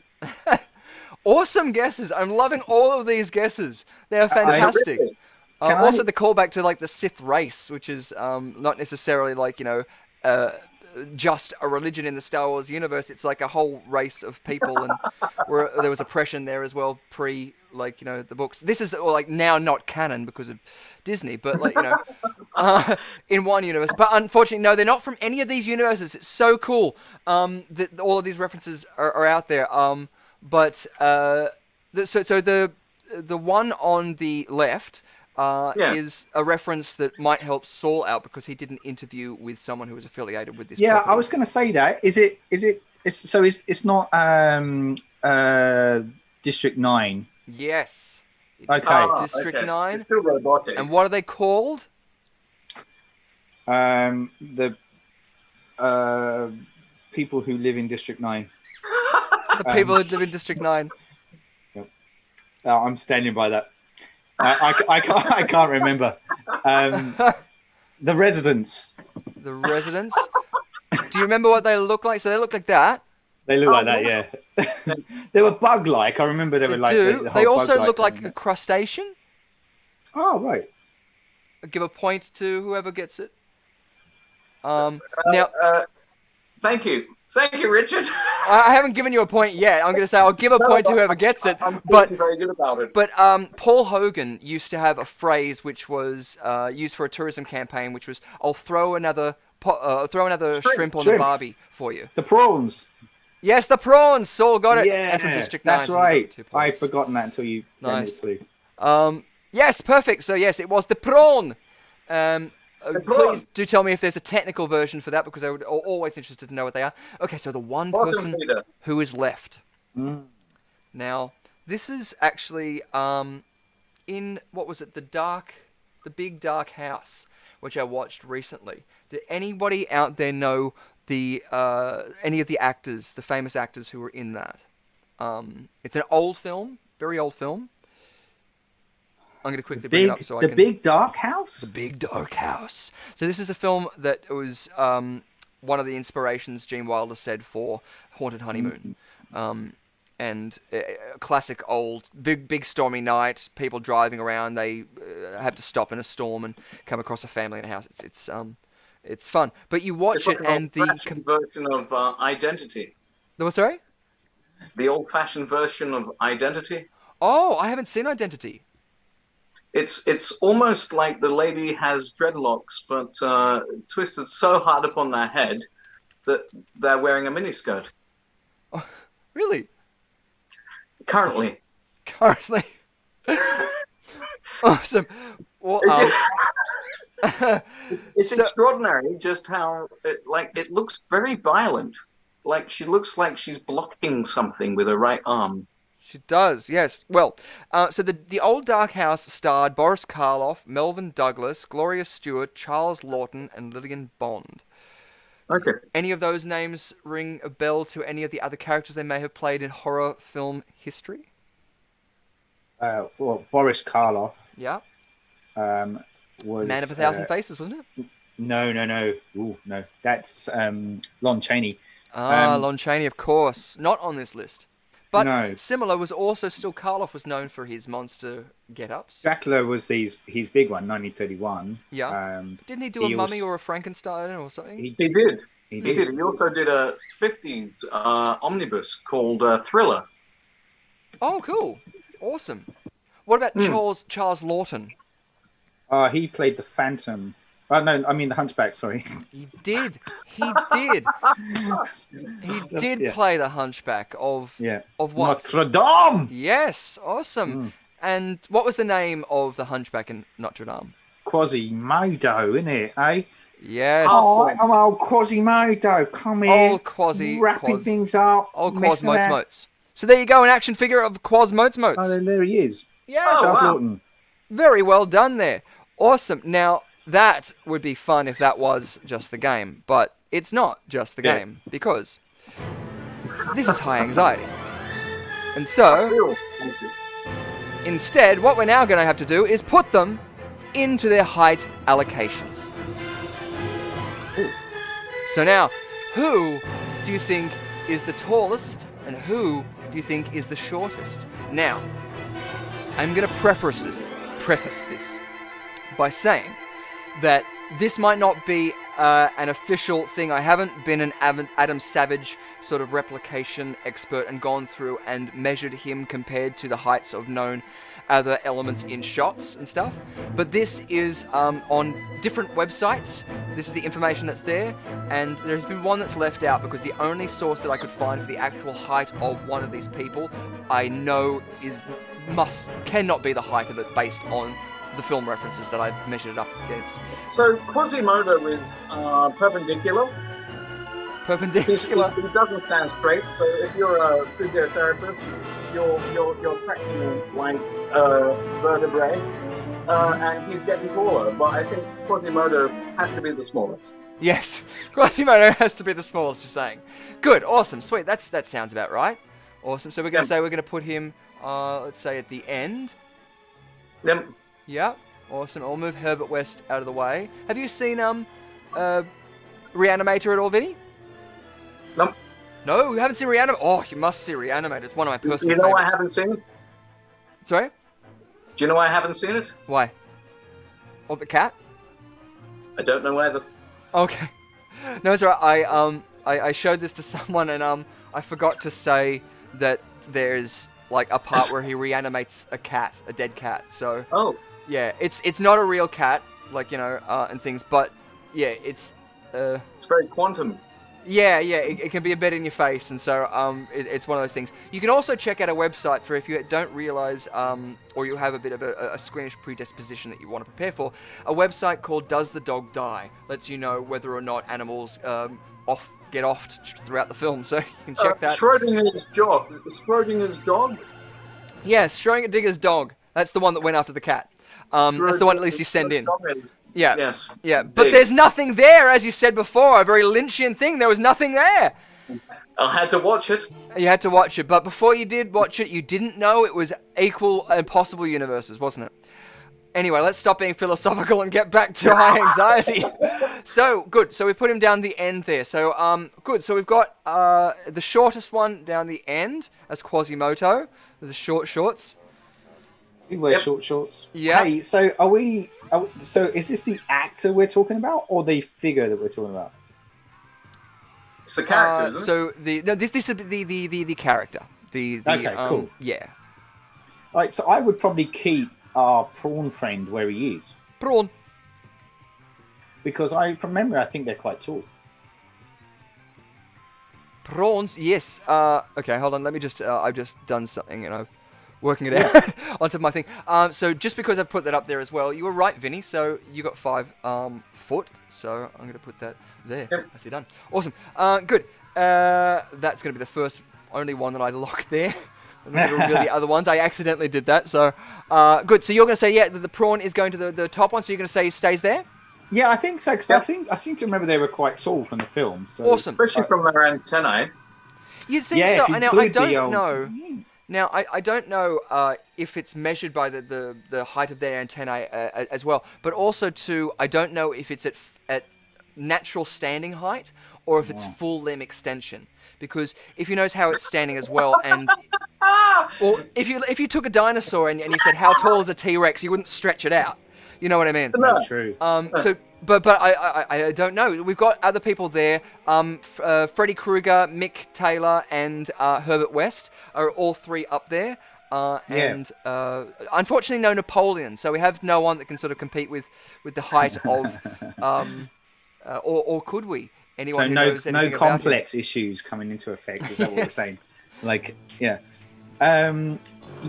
Let's stick Mr. England next to our prawn friend. Awesome. Prawn, next to our prawn friend over here. Awesome. And we've got Herbert West in here. Awesome. So we're going to say he's going there. I think the man in the laboratory coat, Yes. Herbert West. due to the rotund nature of our cowboy, belongs in the middle. Yeah. Nice. Think you guys are going over there? I think you guys are going over there. Awesome. Good stuff. So are we happy with that? I feel good. I feel good. That's right. I'm happy to. If you can remember that order, Vinny, and people at home, then you can get to see if you can get the points for that. It's good. 2 points for each correct position is how we're going to allocate it. Good. And I almost feel like the first one was a given, but we've got our ones here. Did you want to swap any of them around, Saul? I'm tempted to switch Mick and Jeffrey round. Awesome. So Mick and Herbert. But the rest leave the same. Nice. So you just say those 2 are swapped. Yeah. Awesome. Cool. That's easy to remember. No, that's good. Okay, good. Now I've got to work out how I've pre-designated these things. Okay. And they're all written down in the things here. Good stuff. So we'll start from tallest to shortest. So the tallest person. Well, let's just see if you got the first one in the correct position. Is the first one in its correct position? No. Is the second one in its correct position? Yes. Hooray! Yes, I think it is. Let's reset that and just see if I'm correct. Because the way I also work this one out is if I reset it, but then I didn't do the right alignment. So then if I fit to screen, bang, that's correct. That's the way it was supposed to work. So yes. Nice. So you both got that. Awesome. I'm glad some of us are having fun. It's always good when a plan comes together. Good. So yes, you guys get 2 points for that because he is 5 foot and 8 inches tall. 3. So you said, Saul, that Mick Taylor was in the middle. And Vinny, you said that Herbert West was in the middle. Yeah. Let's reset this and find out in our reset and our correct positioning. I'm pretty sure Vinny was correct with well done. 5'7" tall. 2 Mm. points goes to you. Nicely done. Okay. Which So they're the other way round. So we're saying our prawn guy is number 4, are we? And yeah. So Mick, if we reset. Mick is a taller stature than we gave him credit for. Apparently so. So according to the website, what was it? 5'6" tall was the prawn, and yeah, Mick Taylor. If we go to it, he's the only one who's the tallest, who is 6 foot tall. I see. I've met this. I've met John Jarrett as well, and I do remember him being tall, and so that's why I switched him with Herbert Jeffrey. Yeah, that's why I think that's what they might have gone off the actor for that one. But yeah, because that's what. I was, now the reason I brought that up is because Quasimodo, when that was the only reference I could find was 7 foot 5 inches. Now that's obviously incorrect. And it was the wrong way around. The reason why is because the only source I could find that from was Marvel Comics version of a Quasimodo character. So it must have had like a Hulk type story or something to it. So he was obviously not that tall. He's obviously shorter than the prawn, which was how tall? Which was 5'6" tall. So yeah, that's why I just put less than 5 foot tall. So nicely done. So yes, that's everyone got that there. So beautiful. So points all around for that one, and we've allocated them down the bottom there. So if you've been playing along at home, Sol Muerte is on 10 points, and Vincent Parford is on 8 points. Yay! After our first round. Awesome. I wonder how many you guys at home got right. Let us know down the bottom if you won any points or any minties. Oh, I miss minties. Breaking your teeth. Good stuff. Yay! Fantastic. So yeah, well, we learned something. We learned that Vinny needs to see Reanimator, and probably stop there. Oh no, Bride of Reanimator is good too. Yeah. Just like especially for the performance of Jeffrey Combs, because he's brilliant in it. Yeah, lovely. Yeah. And it's very Frankenstein-esque from a different perspective. So, yes! That was our game of high anxiety. So, yay! Fun! Whee! Whee! All over the carpet. Beautiful stuff. Should we go into another game, ladies and gentlemen? Are you excited to go into another game? Oh! Oh! We'll take that as a yes. As we open it up to spin another wheel, and we wonder what it's going to be there. Put a message down below if there's a game that you guys want it to land on, and we'll see if you get it right. Is there a game that you guys particularly want to come up? Yes. And what might that be? Do we Venkman Burn in Hell? That's a game that's in honor of Ghostbusters. We've got Better Beat Saul, which is going to be a game that we played regardless. We've got Britney the Toxic Avenger, which is a fun music game. We've got Pop Quiz Hot Shots, and we've got Monster Mashups. Is there any that intrigue you up there, Vinny? Venkman. You want to do Venkman Burn in Hell? We probably are going to play that one anyway. It's more of a gimmick than anything else. This is why I could never be a magician. I reveal the secrets. I'm what is it, like the Great Revealo? I'll do a trick and I'll go, ha! And this was your card. You see how I did that was, It's part of the whole thing. It's so hard to not do. You either project it and everyone goes, "That's what you're going to do as a magician." Or you say nothing and everyone's like, "Oh." Or they just bow down. Like, some people are just like, you're a god. And you're just like, no, it's a trick. I want to tell you how it's done, but then you'll hate me. It gets so much resentment. You know how magic works, Richard. Yes, yeah, exactly. It's, you will remember this conversation. I mean, you'll forget this conversation. Damn, this is why I'm a terrible hypnotist too. So, I want you to land on spin again, purely because I love a good poker and a prod. But, of course, if we land on player's choice, then you'll have to make that decision. Saul, do you have one? Probably it's Better Beat Saul. I know that's one that you're going to be wanting to play. Always Better Beat Saul. But I'm still really keen for Toxic, the Toxic Avenger. I know, I'm ready for it too. I really want that one to come up. So that's my. I'm going to try and use some kind of willpower to make sure that the spin lands on me. Oh, I've got things prepared and ready. I'm hoping. Good stuff. It's a long one though, so we've got to see that one. Actually, I should bring up the preparation video for that just whilst we're doing that. Preparation video. Yeah, well, it's got the answers in it. Everyone, just relax and watch the screen. Preparation H video.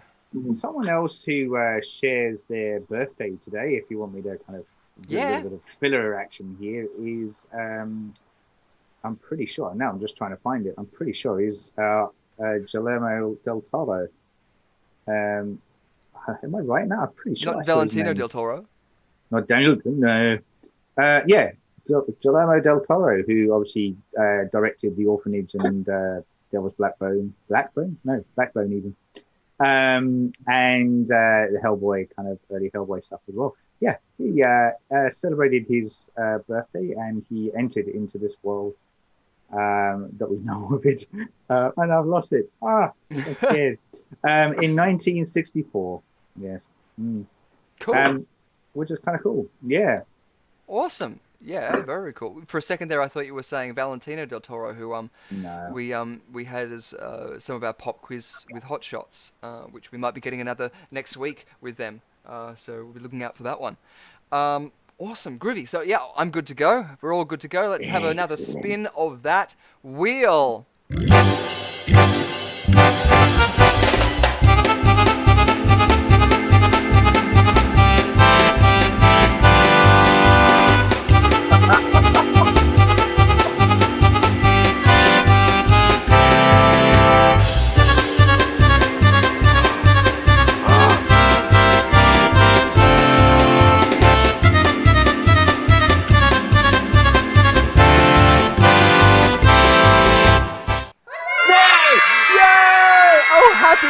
Ladies and gentlemen, it's a spin again! It's a spin again! So we remove that one and we spin again!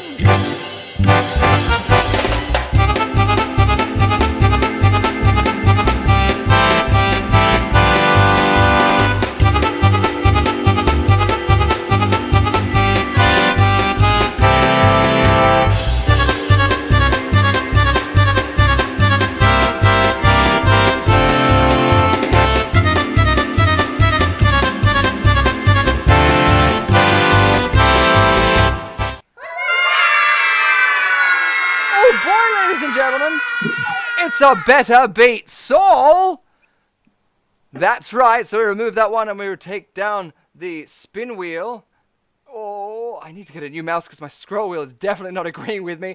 But of course, we now go into that fantastic game of Better Beat Saul. Get ready for your quiz questions, ladies and gentlemen. Why, you little bride! Stop! He's already dead! So you got to start speaking, Saul. Hello, ladies and gentlemen. Welcome to another edition of Better Beat Saul. Yeah, hello guys. So yeah, another edition of Better Beat Saul. Good to have this back on board. And I thought the theme for this week would be in honor of that little killer doll, Chucky. And the reason for that is because the new series is streaming. And as of next week, as far as I'm aware, I think American shores have got it, but here in Australia, I believe it's going to hit us next week, which is I'm very excited for. Yeah, so we are going to look at the first question. I thought I'd go with an easy one to begin with. I like to tease you guys in and reel you in and see what you come up with. So the first question is, which 3 notorious killers is Chucky named after? Which 3 notorious killers is Chucky named after? Ooh, 3 notorious killers. Charles Manson is one, yes. Sorry, I was just taking away my face. Charles Manson. Wait, no, that's just a screen grab for the next episode. It's just going to be you saying Charles Manson, yes. I feel like this is something that I have looked up and I've known, but there's the stereotypical one. What is it? Is it Jeffrey Dahmer? Yeah. So the key is in. So do you know Chucky's full name?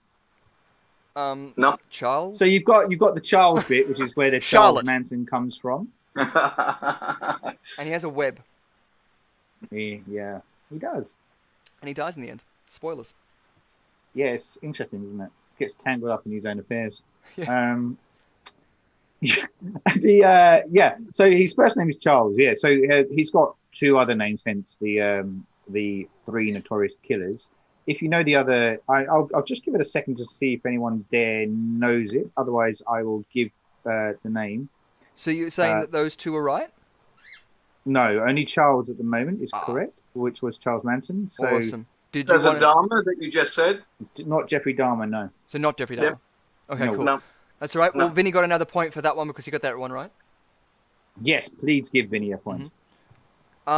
Ted Bundy. That was the other one I was going to say. Ted Bundy, no. No. Okay. Not Ed Gein then. No. Okay. I reckon it's Chuck Norris. I think it's Nick Nolte. For many movies, I've watched him kill too many people through the name of martial arts. It's Chucky Norris. Yes. Chucky Norris. Whoa, I'm just imagining that now. The doll has a little beard, and it's Chuck Norris. It just has a no. It's really nice and everything like this, but still just kills everyone. It's great. Because the Chucky doll idea was based on a real doll that was supposedly possessed, I think, wasn't it? Or just creepy. It was one of those dolls. It was one of those dolls that it had a human-looking face, but it didn't have any eyes. Like in the TV show, what was it called? Lift Off? Australian early 90s TV show. I think it was called Lift Off. And there was a doll they had called EC, I think. And it had like ears, it had everything. It was just made out of like this sort of cotton, sort of like what you'd make a costume on in a costume shop. It's not Ray Charles, is it? No. No. Oh, I wish it were. Yeah, that's it.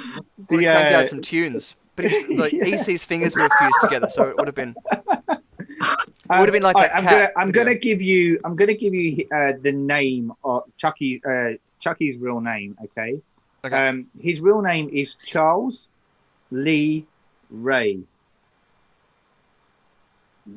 Wow, that's a rock and roll name. Harvey He Oswald. is played by the magnificent Brad Dourif, who interestingly also cropped up in the aforementioned Dune, directed by David Lynch at one point. The person who did not read the book. Yes.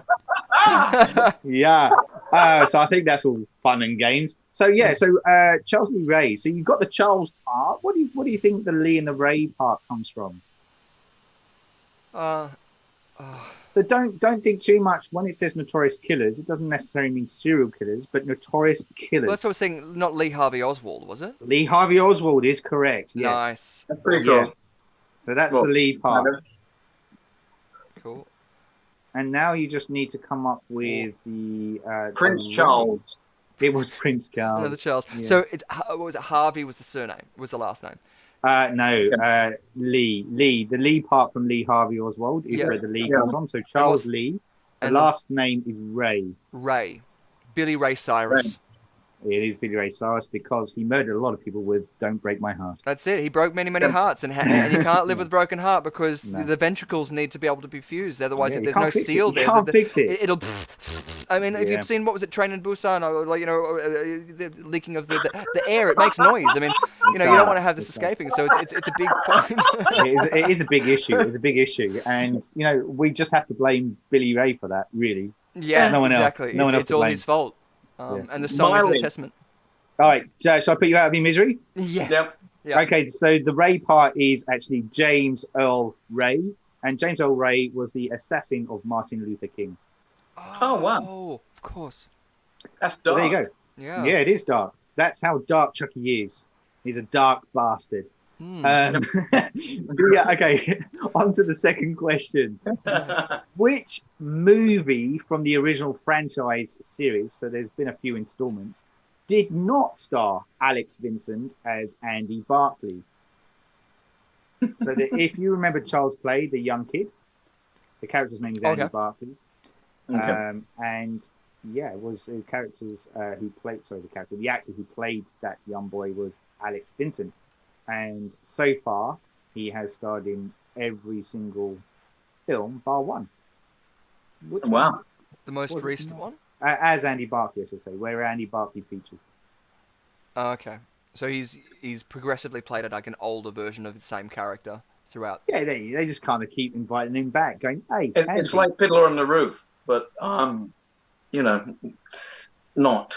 Yeah, But it less- is a bit like less that. fiddling. It does remind me of. Yeah. Well, yeah, that's Nick Nolte again. He's come That's- out the attic. He's on the roof. He's having a good fiddle up there. Damn it, you! Yeah. Damn you, Nick I Nolte! I need to get the broom. What's it? No, the spray thing. Yeah. The spray bottle.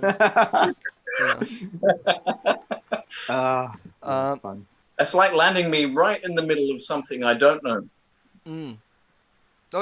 Like I've seen, I think, the original film, but yeah, I'm in a very similar sort of ground because I'm only thinking the recent one with, is it Audrey Plaza?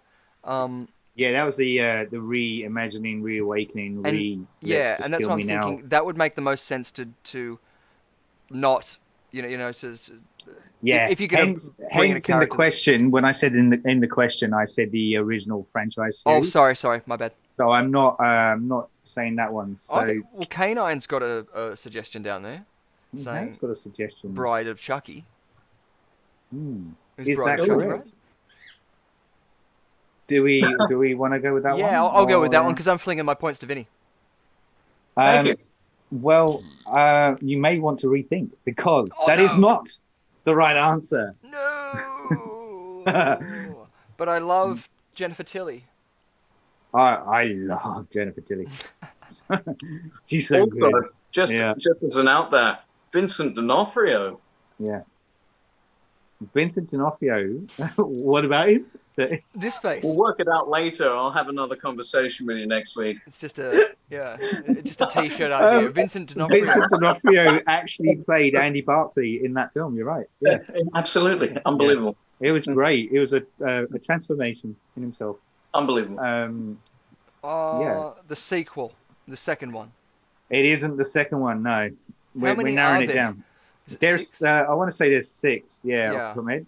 They usually end up or getting to 7. about 6, and then they realize that they don't want to do the 7, even though the 7 on. is the lucky number. Oh, 7. No, there's been 7. Sorry, Oh, well, there you beg go. So there's stand corrected. Child's Play 2, Child's Play 3, Bride of Chucky, Son of Chucky, Curse of Chucky, Cold of Chucky. Yeah. Is there been a cult? There's that New Zealander who was brilliant in Jurassic Park. He's a fantastic actor, and he also played. The Son of Was the it Devil? Psycho 2? In Psycho 2? Mm. Oh, I thought you were talking about Sam Neill. That's why I was saying. Yeah, Sam Neill. He was in Psycho 2? Is he not? Looking it up, I didn't think he was.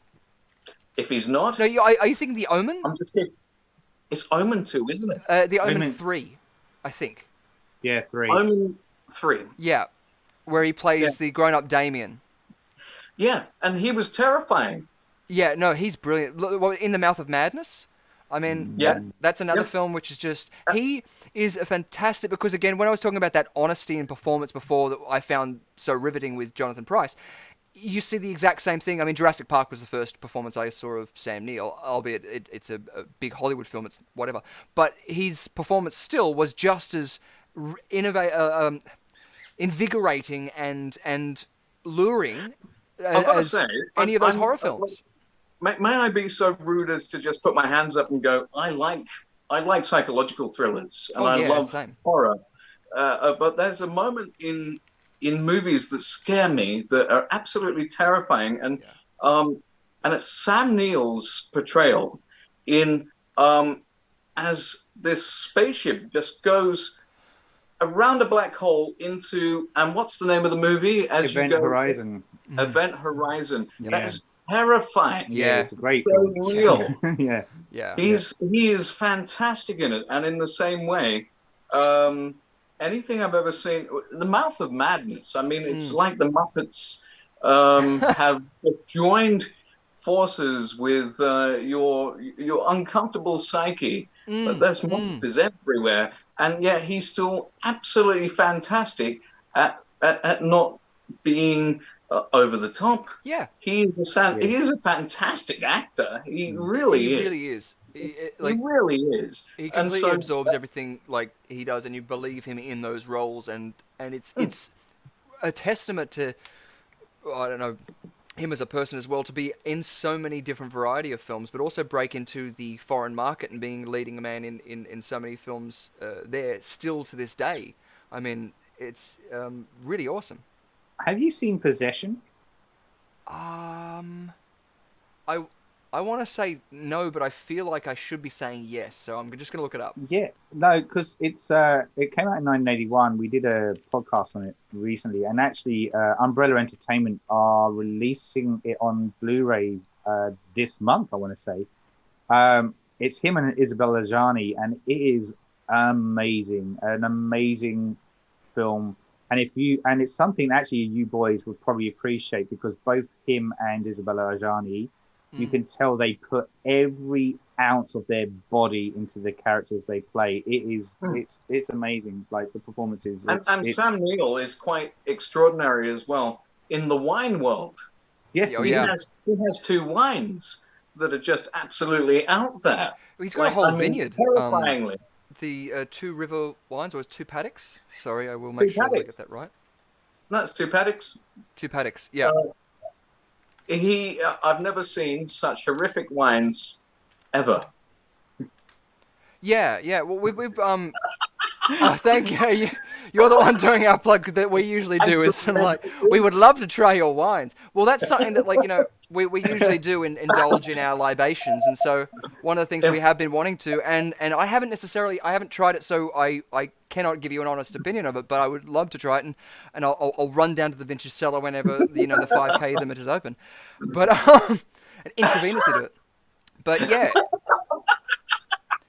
But besides that, like, you know, as in, he's still doing a whole bunch of things. I mean, he was in the recent Thor film, and I think he's resurging with that as well, but still keeping up with theatre stuff too. But yeah, a national treasure that Australia has sort of, like, you know. I haven't seen it, but he was in that Rams movie as well with Michael, what's his name, Callum. Was that the boy from Deadpool? No, I thought it was called Rams. Oh, that was Rams. I was thinking the one he did before that in New Zealand. Sorry, I haven't seen Rams. That's right, the one with which I've heard Michael good stuff about. So yeah, he did something with Waitiki, did he not? Yeah. Was that was the one I'm thinking of? I think.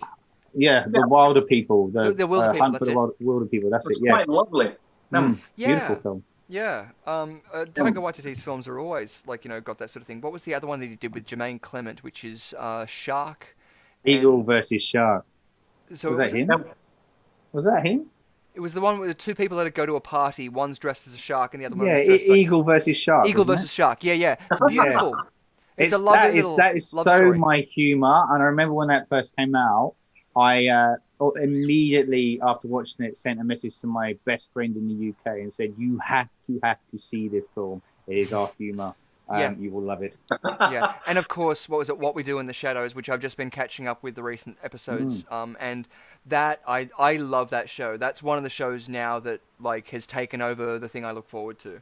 So yeah, it's a lot of great fun there. And cool. and I believe has a friend of yours as well. In that Saw. Oh, what? I'm so sorry, Mr. Berry. Mr. Berry, yes. Oh, Matt Berry. Matt Berry. Yes. Yeah. Good friend of mine, Matt Berry. Yeah.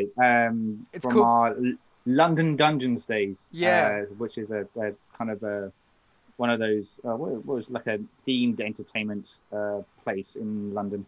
Yeah. I find it himself and Ayawade incredibly signatured for voices. You can instantly know it's them that are acting. Absolutely, and he often actually there was a SpongeBob SquarePants movie where I think he plays the dolphin in it. It was one of these things where, like, hold on, I know that voice. So cool. And sure enough, it was him. Yeah, there you go. I'm going to tell you the answer to the question: which movie from the original franchise series did not star Alex Vinson as Andy Buckley? And the answer was Child's Play 3. It was actually played by Justin Whalen, and that's because there is a jump in age from between Child's Play 2 and 3. And he was still 9 years old at the time, so he couldn't play 16, 17-year-old kid. He wasn't taught in the ways of Dorian Gray at the time. Otherwise, he would have been able to do it, and it wouldn't be a problem. Okay, question number 3. Which iconic horror items are visible at the start of Bride of Chucky? Which iconic horror items, I'm talking about film items, horror film items, are visible at the start of Bride of Chucky? Wow. A big sign saying wow. Oh, wow. We've also got Cantus Bell saying Garth Marenghi's Dark Place. Oh my God, Marry Me Now. I love that series. That's so Garth good. Marenghi's Dark Place is the it's so deliciously beautiful. The whole person within a person within a person. It's meta. It's absolutely meta. Oh, totally. I'm sorry, you just lost me in a pool of my own vomit. That's so good.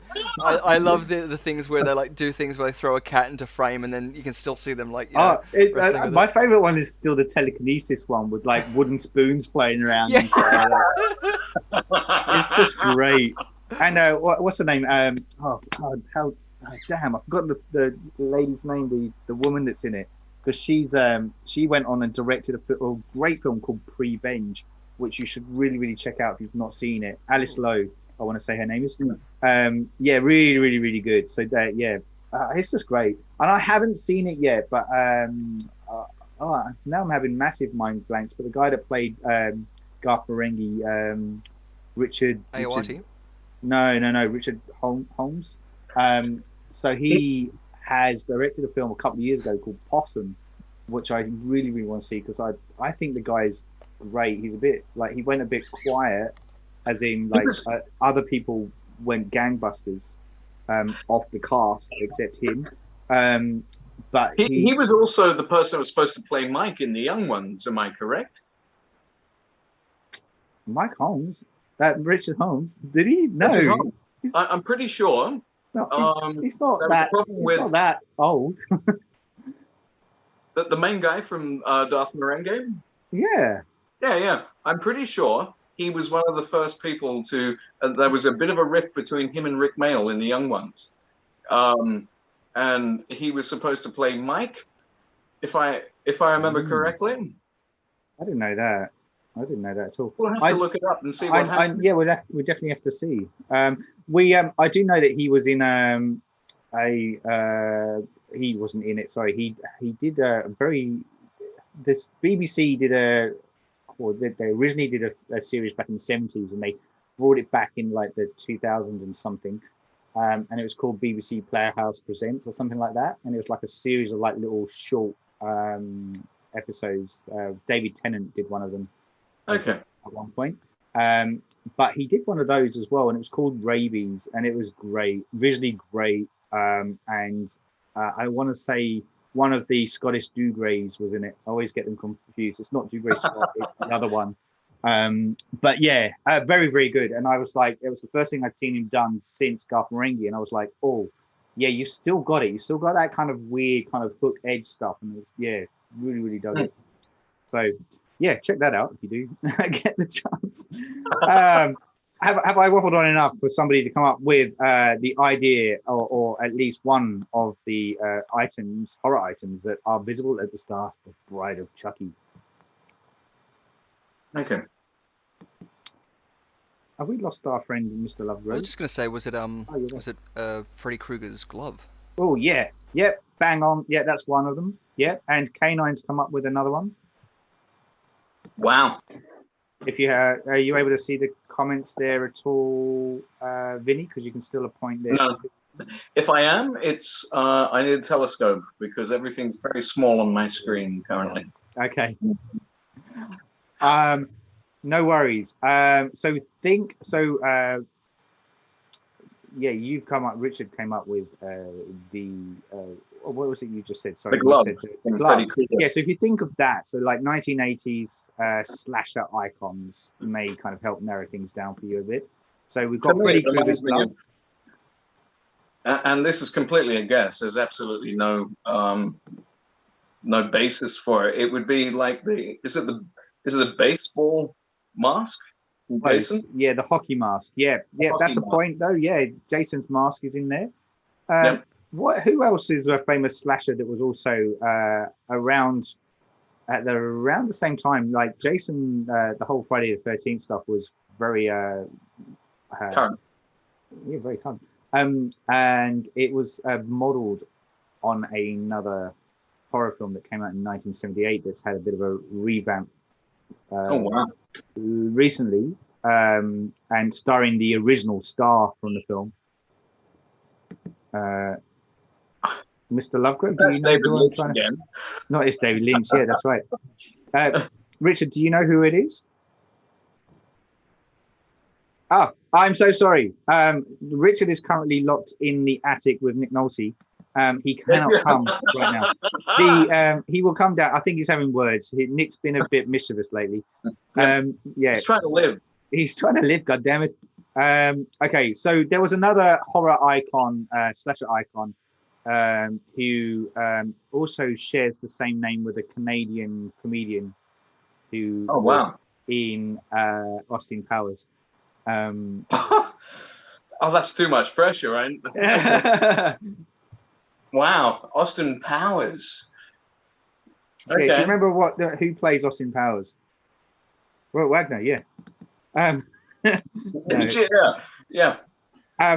While you're thinking on that, there is another two other items that are seen. One of them is belonged to arguably the first slasher. I still debate whether he is a slasher per se, but he did spawn some slasher stuff in 1974.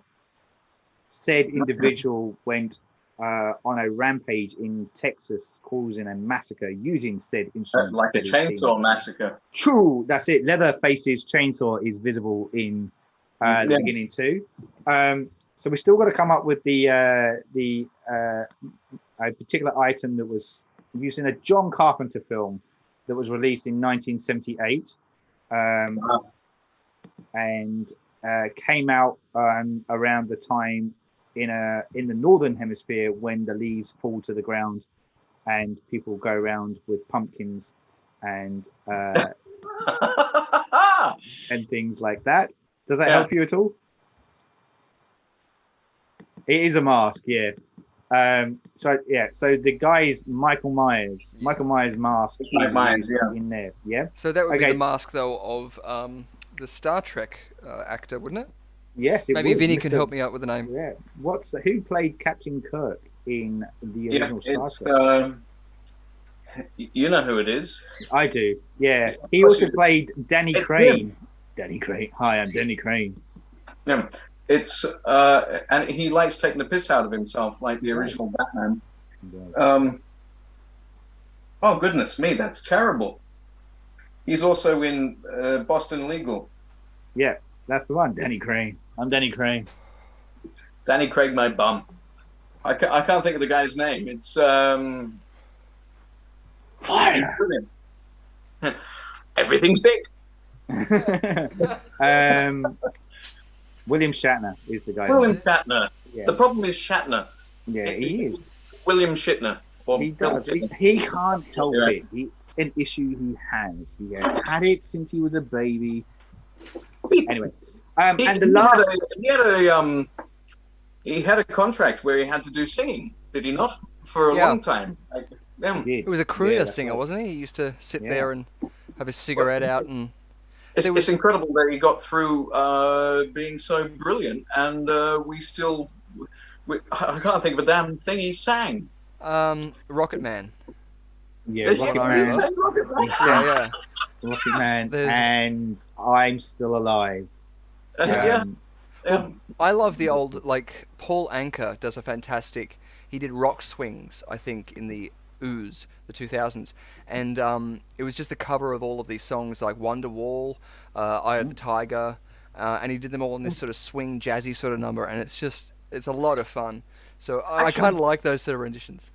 You know what it reminds me of in the genre of horror is Lee. What's his name? Christopher Lee. Christopher Lee. Oh, all of the heavy metal and wonderful singing he used to do. He used to do heavy That's metal.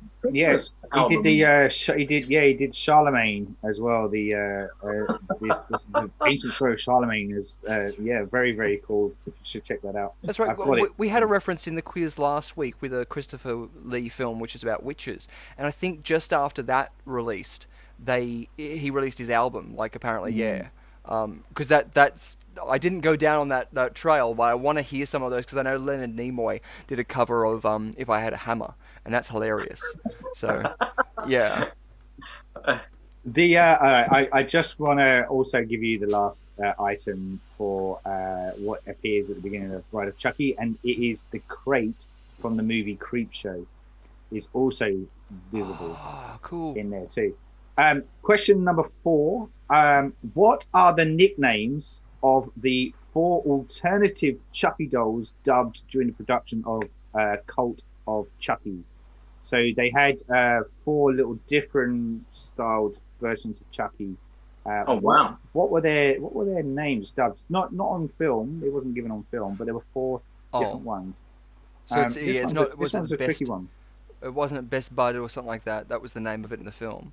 Yes, no. So they not kind of that. alliterated or in some way phonetically imagined. You wouldn't just go like Stephen Henderson. There's got to be something that sounds like Chucky going on there. Stephen Henderson. It was or Stephen Hendry, the famous British snooker player back in the day. Steve Davis. Yeah, that's it. No, it's not that.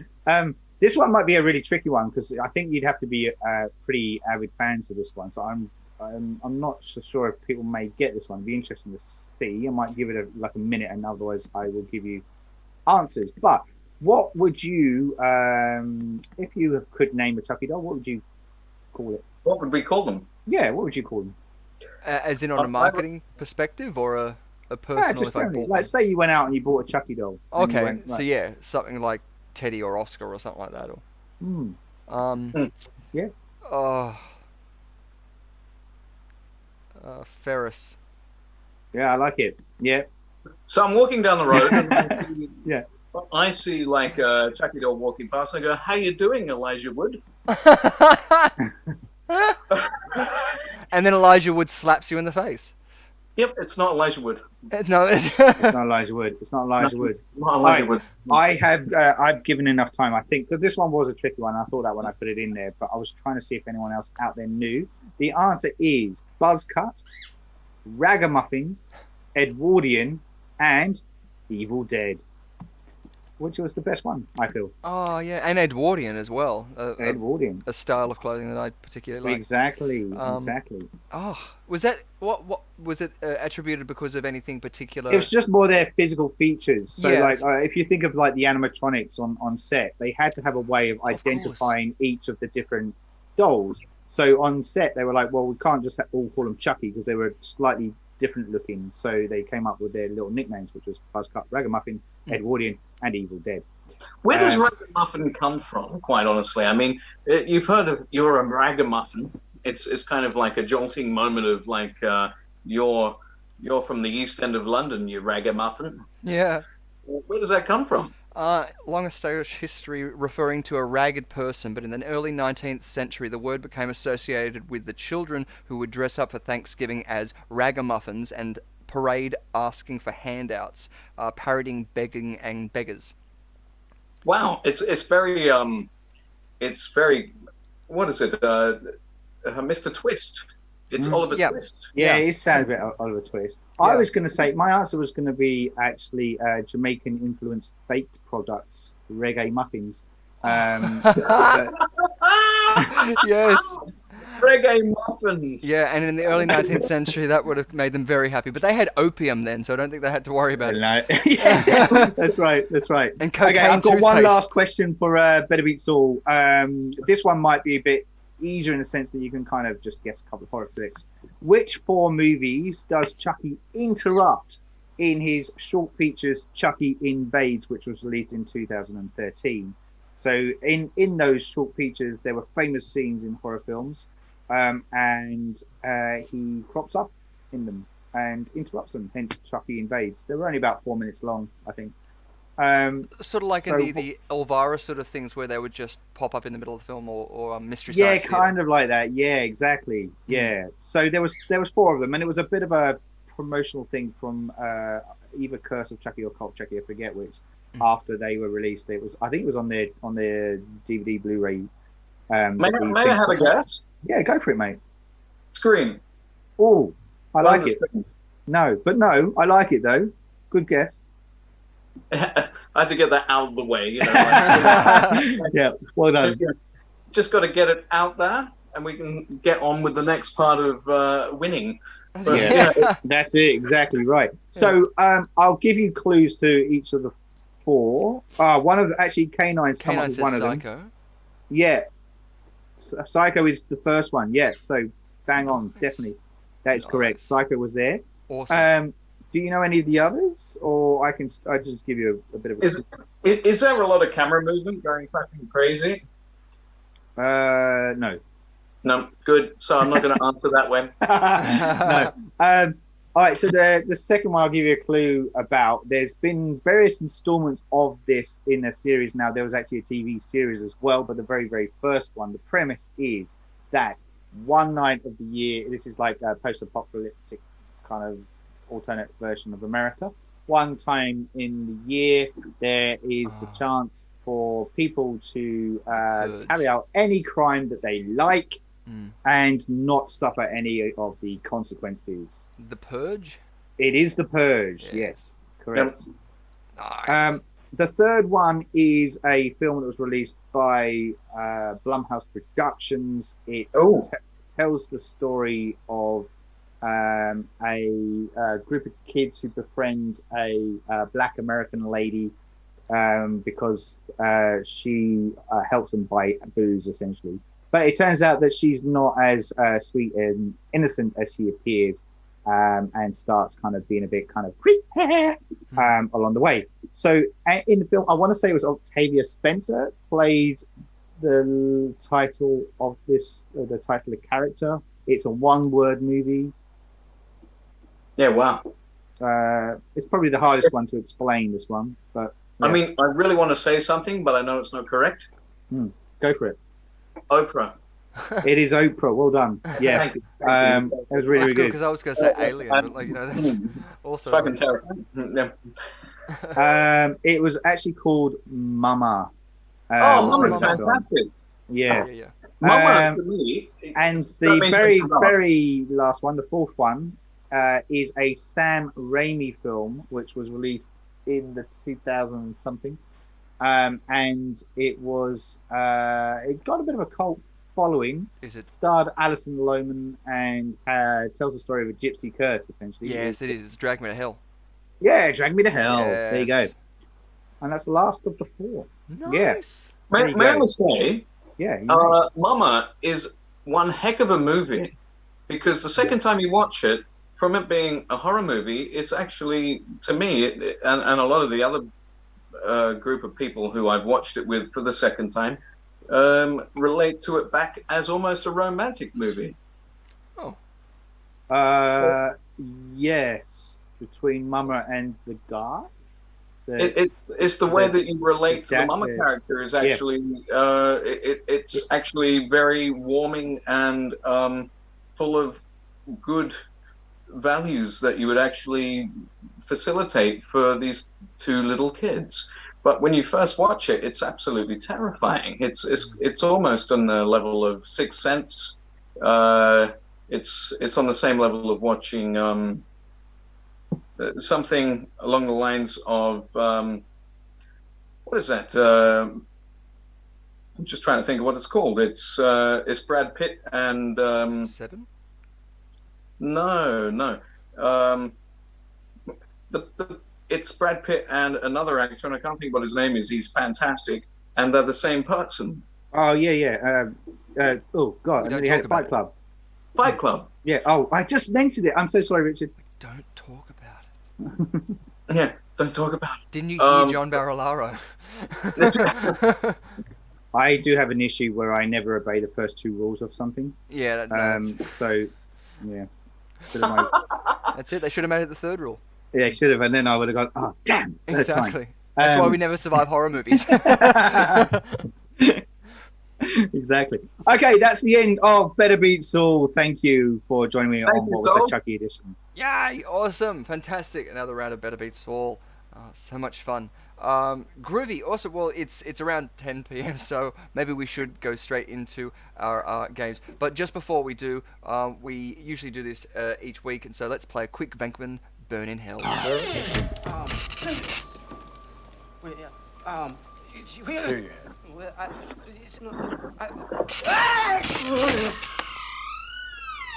So I have in front of me a whole bunch of different cards. Yes, they're all got different things on them. So we've got what is it? We've got a red dot. We've got an X. We've got a moon. We've got what is it? Wavy lines. Yeah. We've got a triangle. And we've got equal sign, and we've got a circle. Cool. Awesome. And just like in Ghostbusters, this is the old ESP test. So I'm going to shuffle them underneath the table just now, and we're going to pick out one, and we're going to see if you guys can guess what it is. Or if you guys at home are using your ESP, do you know what it is by the signal I'm sending you right now? Of course, if anybody does have the evidence of any psychic ability, the Psychic Association does offer, I think it's $100,000 to the scientific evaluation of psychic claims or any supernatural claims that could be testable. So yeah, you can go out there and get some money. So yes, what do you guys? It's $1 million, in fact. Sorry? It's $1 million. Well, that was the James Randi Foundation, and I don't know if Australia still acknowledges that. That caused a Dutch tilt. Your camera couldn't believe that. It's like, gosh, damn. But from my research, I think the Australian Skeptical Society at least offers, I think it's 100,000. My mind is going, I don't know if it's that, 50,000 or 10,000, but there's money involved. But exactly, so that's justification. So for one, what was it? How do we usually do this? I can't remember. If you guys can remember at home, 1 point for a correct answer, 2 points. You normally take points off. Yes, yeah. So we'll let's do it like we did the last round. 1 point on for a correct answer, 1 point off for an incorrect answer. Okay. Cool. So what do you guys think it is? Saul, what do you think it could be? I'm going to go with an X. X, awesome, fantastic. And Vinny, what do you think it is? So I'm feeling wavy lines. Nice, awesome. We've got. And what do you think's on the card? Sorry? Don't know yet. No. At the moment, it just says Venkman Burn in Hell. Paranormal studies. Yes. So at home, we've got equal sign being said by K9. Unfortunately, no one gets the point. Sorry. It was a circle. But of course. Sorry? Oh. Ooh, I know, exactly. Ooh. Yeah, sorry. Another one like that.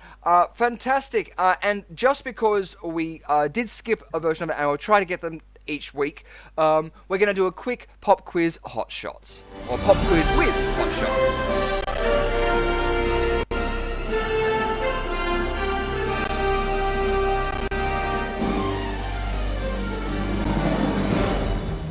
Hi everyone, it's Robert Woods here. I am the director of An Ideal Host, which is playing at the Sydney Underground Film Festival. Hi everyone, it's Robert Woods here. I am the director of An Ideal Host, which is playing at the Sydney Underground Film Festival this month. And a question for you is, in An Ideal Host, how many characters are sitting at the dinner table? Little audio problems there, but yes, in An Ideal Host, how many people are sitting around the dinner table? Awesome. So there's a question for you guys. Have you guys seen the trailer at all to An Ideal Host? No. Awesome. I've seen the movie, so fantastic. So you probably have some this insight. This is probably put me on the fence a little bit. I have to see which way I'm going to fall off it. Yeah. Because it's a conventional dining table. It's a dinner party. yeah, that's right. So I'm trying to remember the characters in it. So I want to say.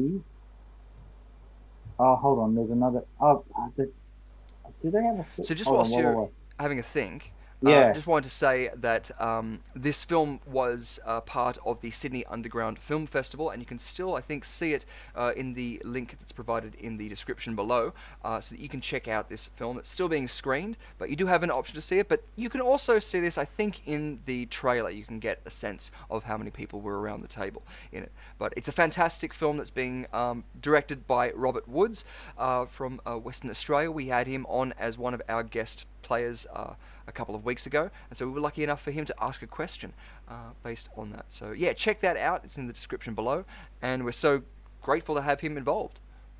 It's a good film. I do actually recommend watching it. It's a good fun film. Yeah, And the effects are very good too. So considering it was a low budget flick too, and good humor, lots of good humor in it. Yeah, it's a good, like, one of those funny comedy. Yeah, sort of yeah. horrors. I want to say, and I'm purely, I can't remember if they all sit down. So I don't know if this is a trick question, because there are seven characters, I think, in it. So I'm going to go with 7, but I don't remember if they all sit down for dinner. So that could throw me, this one. Awesome. Well, what about you, Vinny? What were you thinking?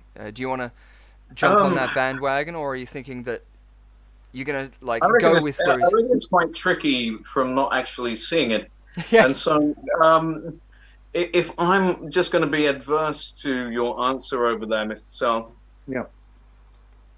I'm going to go for an odd number, just to give some even space. I reckon 5. Nice. 5. Nice. Yeah. Awesome. Cool. Beautiful. No, it's a good way to go. Well, let's check back in with Robert Woods, and we'll see what the answer is. Awesome.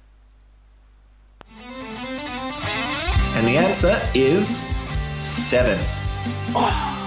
You're right, Saul. There are 7 characters sitting around the dinner table in an ideal host. You know what? Nicely done. Very well. And that, of course, was Pop Quiz with Hot Shots.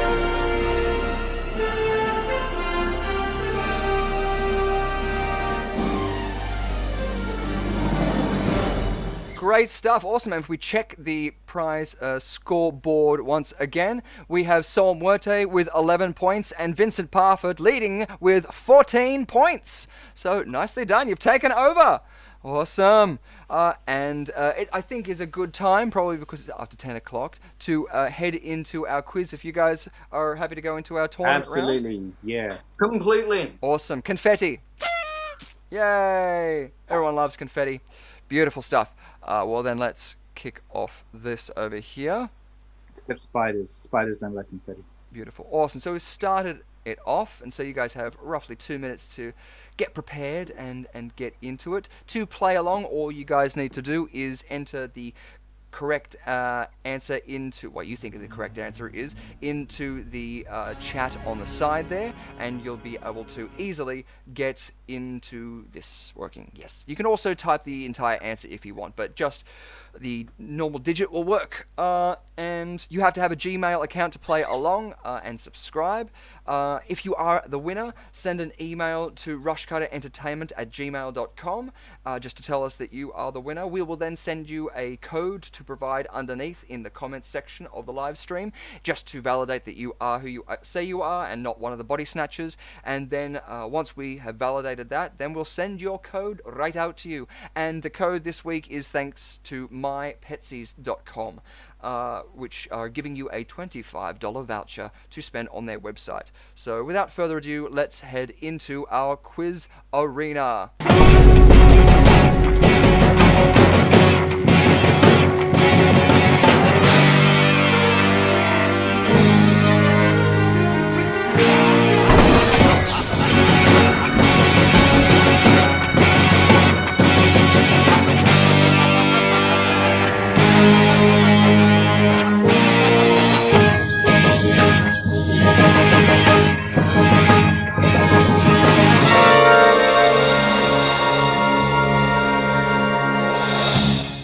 Great stuff there. So everyone's getting prepared and getting ready for it. We have 15 seconds before we kick off onto it, and already Saul Murte has 11 points, Vincent Parfit has 14 points in this round. 1 point for a correct answer, 1 point off for an incorrect answer. So play along at home, 5 seconds, and here we go. How do I win?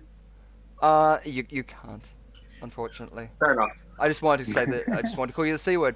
Our first question: what was Mike's house number in the Blair Witch Project from 1999? 1, 4,222. 2, 1882. 3, 18404. Or 4, 1313. So, have you guys seen the this film? Yeah, I have, but I have no idea what that is. I'm just gonna take a punt and say 1882. 1882. It's a good year. Good year. I like it. It's good vintage. Yeah. What about what are you thinking, Vincent? There's a certain sense of realism going on in this movie, and I don't think it would go anywhere other than the first, which is 4222. 1313 seems a little bit off, and 1882 seems just like a date. So I'm going to go 18404. Nice. So you're going to go 18404. Yes. They Awesome. do get big numbers, don't they? In the States, their house numbers. They do. Does 1313 ring a bell to anybody? Yes. Nice. As what though? They're doing a remake and it's coming out. 13 Ghosts. No, Monsters. That's there. Right. Yes. Ah, cool. Awesome. Okay. And going into our next question. Yeah. What was the disease that the children have in The Others from 2001? 1, xeroderma pigmentosum. 2, Hutchinson's Guilford progenia syndrome. 3, Asternia. 4, Alport syndrome. I always have to pick the ones with the massively long names, don't I? Because I have to pronounce them. It's like, Okay, because this is the one where they cannot see. They're not allowed to see light. That's it. I'm going to go with the. Is it the first one? So all of the lovers of etymology out there might know or be directed because it's a sunlight I'm going to go with number 1. But it's Sorry, not their I know eyes, the time's it's their coming skin. But number 1. I agree. Nice. I think it's okay. number 1. Yeah. It's a skin disease based on light sensitivity. Yes. Yes. In that case, I feel a lot more confident with that response. Thank you. Good stuff. Well, and of course, derma being in there, meaning skin as well. Awesome. Or flesh, or like, it can also be determining hides and things like that too. So there's a lot of uses for that. Perfect. Awesome. I did look up what the other ones are, but my mind is not working tonight, so those are other syndromes, but just as rare.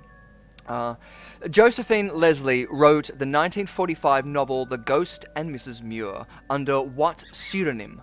1, Victoria Lucas. 2, R.A. Dick. 3, M.A. Evans. 4, E.A. Blair. So this is a... sorry, yeah? I reckon it's the third one. You're going to say M.A. Evans? I don't know if it's true. But it just sounds... I'm sorry, I'm just trying to read them again. So yeah, this Victoria is the pseudonym. Lucas, R.A. Dick. I'm going to go with R.A. Dick. I just like the sound of that one. Yes, the god of the sun and a phallic symbol. Yeah. You and your dildo references. I mean, I every love time. dildos. That's it. That's Yeah, it. we need dildos back. So that's another sound grab that we're going to use for the teaser. It was premature confettiation. Beautiful. Awesome. Well, R.A. Dick was the correct one. So, Saul, you get cool. one for that. 1 point off for Vinny. There's me being a dick, and I got it right. Nice. Very, very well done there. So, yes, get to playing along out there. Don't be afraid of getting an incorrect answer. A guess is better than not putting anything in at all. I mean, that's an old Darren Brown sort of way of thinking, isn't it? It's like always change, or it's, like, seize that opportunity. Okay, awesome. So going into our next question, what was the trick that goes wrong in Mitchell & Webb's The Magicians from 2007? 1, the water escape. 2, sword basket, or I think it's called the Chinese lantern. 3, the guillotine trick, or 4, the bullet catch. So, have you guys seen this film? It's a Mitchell and Webb film. I know what it is. Oh, good, good. Well, I've hold not off on seen that. it. Don't say it just yet. Have you seen this, Saul? I don't think I have, and I really like Mitchell and Webb. It's a great film. It's very, Yeah. very funny. I don't think I have. Awesome. Yes, we can divulge about it, Vinny, very quickly for the next 10 seconds or so. So I yes, reckon it's the bullet catch. you think it's the bullet catch? I'm going to go with. I've got to go with something. I'll go with. This is the beginning. The beginning. Guillotine. Guillotine. So you're going to say the guillotine? You're going to say bullet Yeah, catch? I don't know. Awesome. This is the beginning of the film. His wife is the assistant in one of the tricks that goes wrong, and then he recruits somebody else. It's the girl from Spaced, who comes in, and they fall in love great. and stuff like this. And it gets to the situation where she has to do the same thing, and this dance. It's very, very good. But it was a guillotine. Oh, Yes. So yeah, her head, she gets decapitated on there, and that's Love what it. makes nice. Webb go off and do mentalism instead. And they have a whole stooge moment, and the stooge trips up the stairs and dies. It's great. It's a very, very funny film. Yeah. Next question. Who is the worst of the Fenn children mentioned by Sir Roderick in The Old Dark House from 1932? 1, Vincent. 2, Saul. 3, me, innit? Richard. 4, Horace.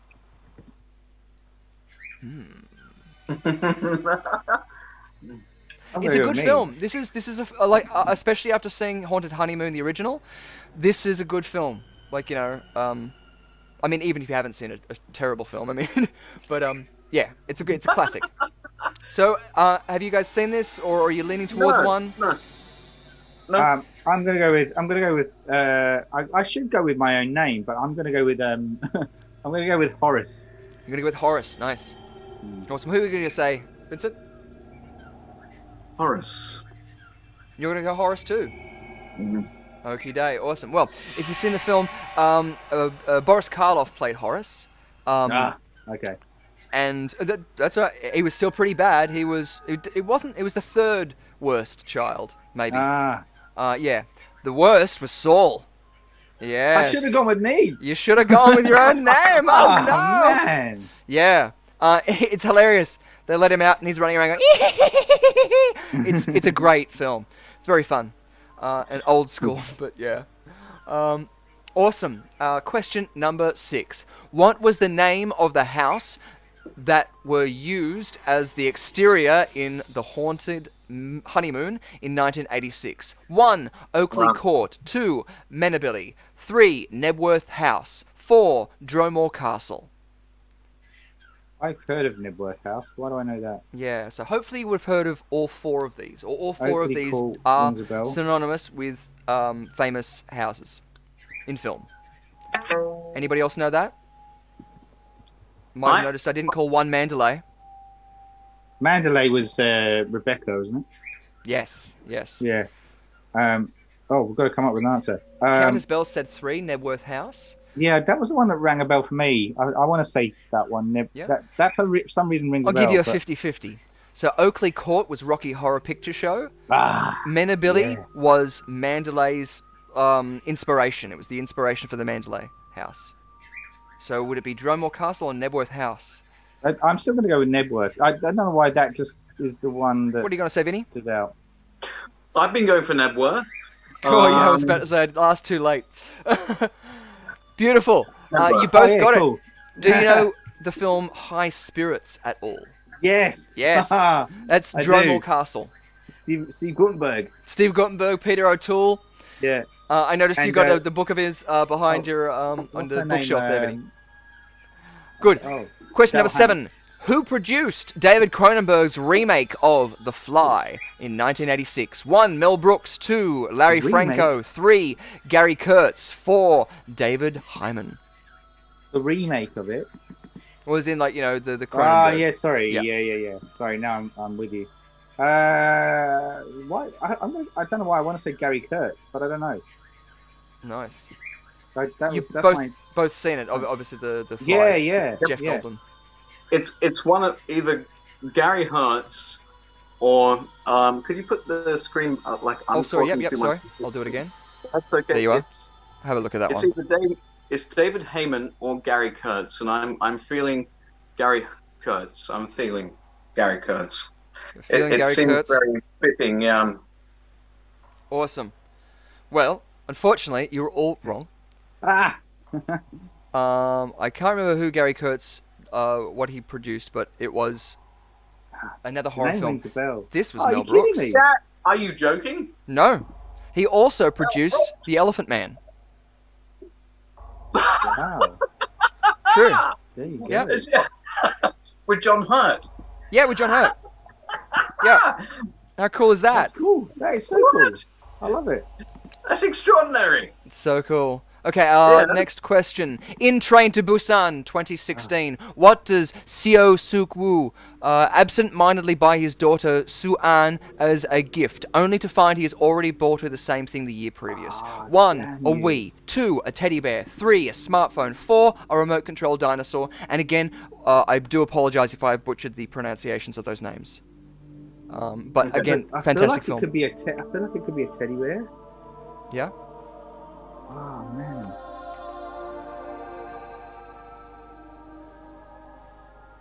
Oh man.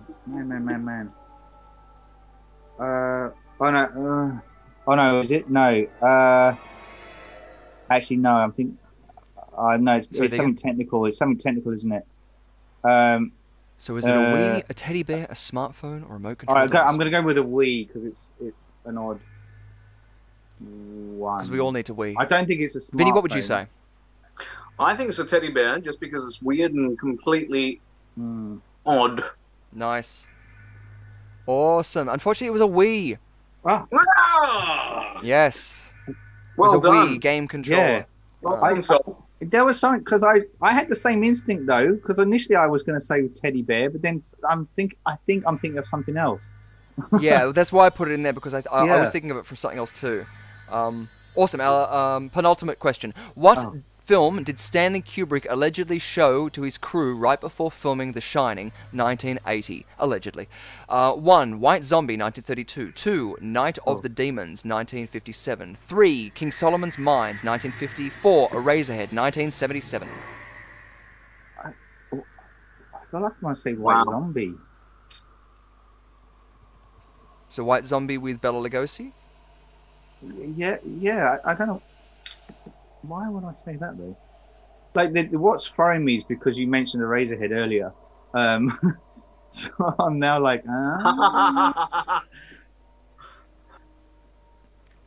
Maybe. Particularly, this was relevant to the bathroom sequence. There's 2 bathroom sequences. The one with the woman in the bath. That sequence. Yeah, pertaining to the neighbor who lives opposite him in a hall. That helps. it's David Lynch's problem again. Awesome. So what are you going to say quickly? Myself? Yeah. oh, I just saw the answer, so I won't say. Could you bring it back up? Because Yeah, I was about to say, I'm going to go with your original one and give you the benefit of the doubt. It was Eraserhead because you said David Lynch. So Yeah, good on you. Nicely done. Beautiful. Okay, so our last question going into it.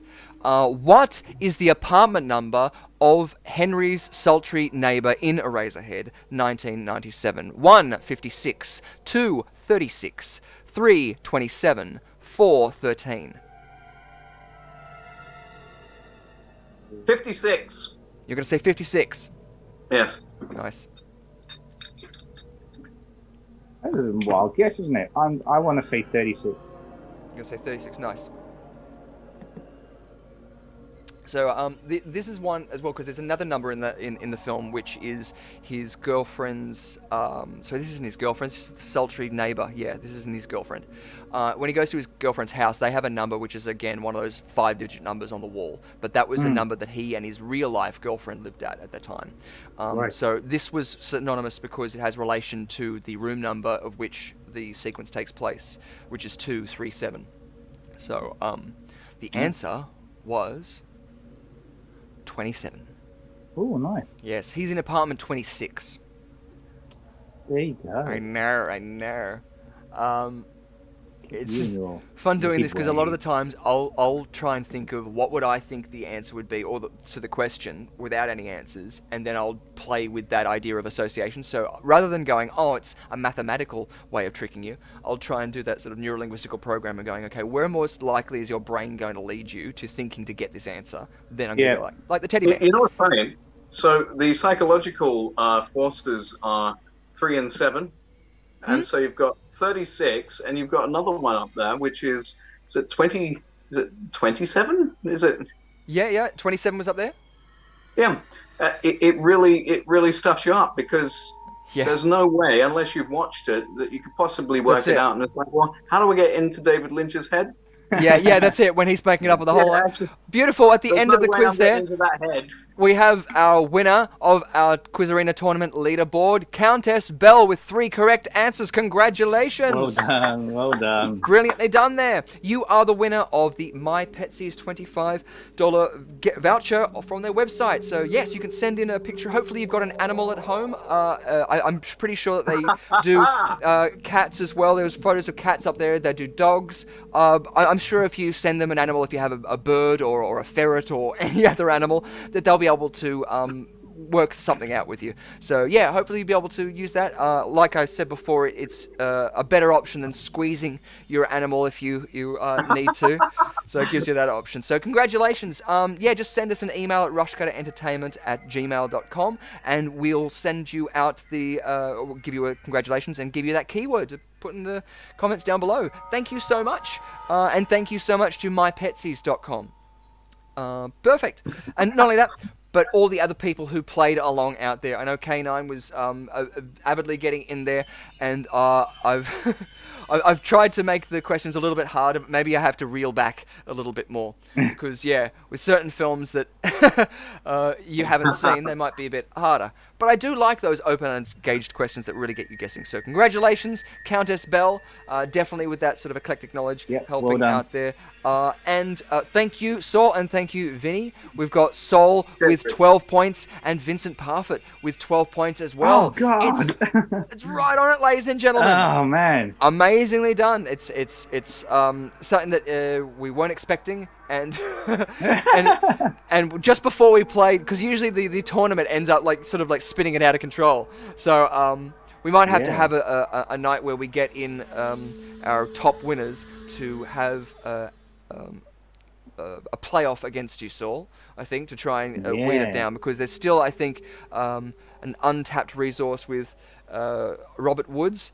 And he missed out on being able to quiz you on some of his quiz questions there as well. So yes, so we'll get there. K9's congratulating Countess Bell. So good to see as well. I wanted to mention this before in some of the last videos when editing this. It's really nice seeing the encouragement that everyone has support for the winners and things like that. So thank you so much. We also say as well to please like and subscribe and share this around to your friends and family, people who you think might be interested in it. And they don't necessarily need to be horror based. We try and welcome everybody here. Congratulations. Perfect. Awesome. And emojis. Always good to see emojis. Yes, awesome. And Vinny, thank you so much for joining us for the quiz tonight. Thanks for having me. Yeah, it's been really a very fun time, both reminiscing about old times, but talking about your amazing breadth of knowledge. But even like, I was at the end there, I was tempted. I wanted to give you another point because you purely mentioned the numbers as well, like, you know, and those sort of things. So I would be amiss to not ask if we would love to have you back, is what I'm trying to say. Specifically, if you have any questions and nuggets of knowledge that you want to test us with, we would love you to ask us and our audience members out there, especially maybe in a couple of weeks when Magic has come out, and like, you know, we can definitely speak more openly maybe about things, so we're not revealing all the spoilers. Of course, the trailer for Magic is in the link down below, so we encourage everybody to check that out. It really does look like a lot of fun. Yeah. And Saul, thank you guys for having me on board. It's been a great time. Yeah. And may I say, I very rarely have a good kind of horror moment in my life. This has been one of them. It's been fantastic. Oh, perfect. Thank you so much. It's always so good to hear. It's always the sort of vibe we want to create. We want to make it so that, yeah, the spoopy welcomes everyone in. We're kind of like Halloween-ish. I don't know. I'm trying to gauge where we are. We're a light, but we're not, like, you know, we're not Gothica light. We're not, like, you know, Reanimator light. I don't know. Anything's too far or too extreme. But, yeah, hopefully we're going to be having a couple of more music-based quizzes. We didn't get to, Brittany the Toxic Avenger tonight, or movie mashups, but I do like just doing this for a moment, just because it also gives us a moment for me to have a quick catch-up and show you guys a teaser. But if you tune into the Quiz Arena every Thursday at 7:30, you can join fantastic guests, not only myself, but Saul Muerte. Say hello, Saul. Hi. And Mr. Vincent Parfit. Say hello, Vincent. Hello. Here at the Quiz Arena, where you can play fantastic games like Brittany the Toxic Avenger.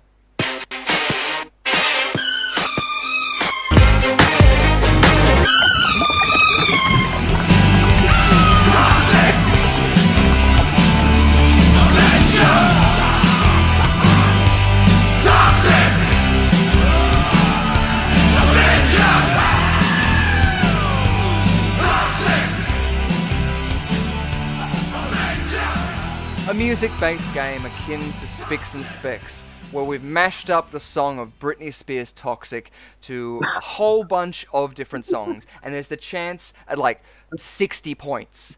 Like, it's insane. And it goes very quickly, so that's something that you guys can play along at home, but hopefully it'll have repeatability. And I've been looking at some of the mashups out there as well to be playing some other Spicks and Specs music type games. But of course, another game that we want to get to is Monster Mashups. Dance along, ladies and gentlemen. Now.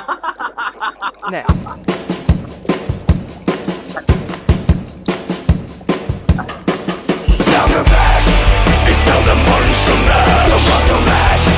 When it's a graveyard smash. Without the bass, it caught on in a flash. Without the bass, without the monster mash. So, of course, that would be a game where you get to guess what that poster was. So, Vinny, do you have an idea of what that film poster might be representing? It's Jaws with Mickey Mouse absolutely going for it. I mean, what else could it be? It's going for Goofy. Precisely. So in that game, that would be a game where you get to have a whole bunch of different mashups of Disney characters with horror films. And so, yeah, there's a lot of games in that. We've also got Chicken and Egg. We've got Frankenface games and other games as well. So tune in to see those. But before we do that, again, I just want to extend another thank you to Vincent Parfit. Thank you so much again for joining us. It's lovely to see you again, mate. And yeah, just stick around after we do an outro, and we'd love to say another personal thanks. So thank you, and we're really looking forward to the film of Magic, where you can see Vincent Parfit as a conjurer, or is he a conjurer? Ooh, check that out. Thanks so much, Vinny. Thanks, man. And of course, you've seen him this week, you've seen him last week, you'll see him again in the future, hopefully. We have Saul Muerte with his Better Beat Saul round. Thank you again, Saul. Always a pleasure, and always a grand time having you along. It's been an absolute delight. Yes. And we hope to see you again in the future. Here, same bat time, same bat channel. Here on YouTube at the Quiz Arena, live every Thursday at 7:30, where you can grab your drink, join me and Pikelet, and have some fun.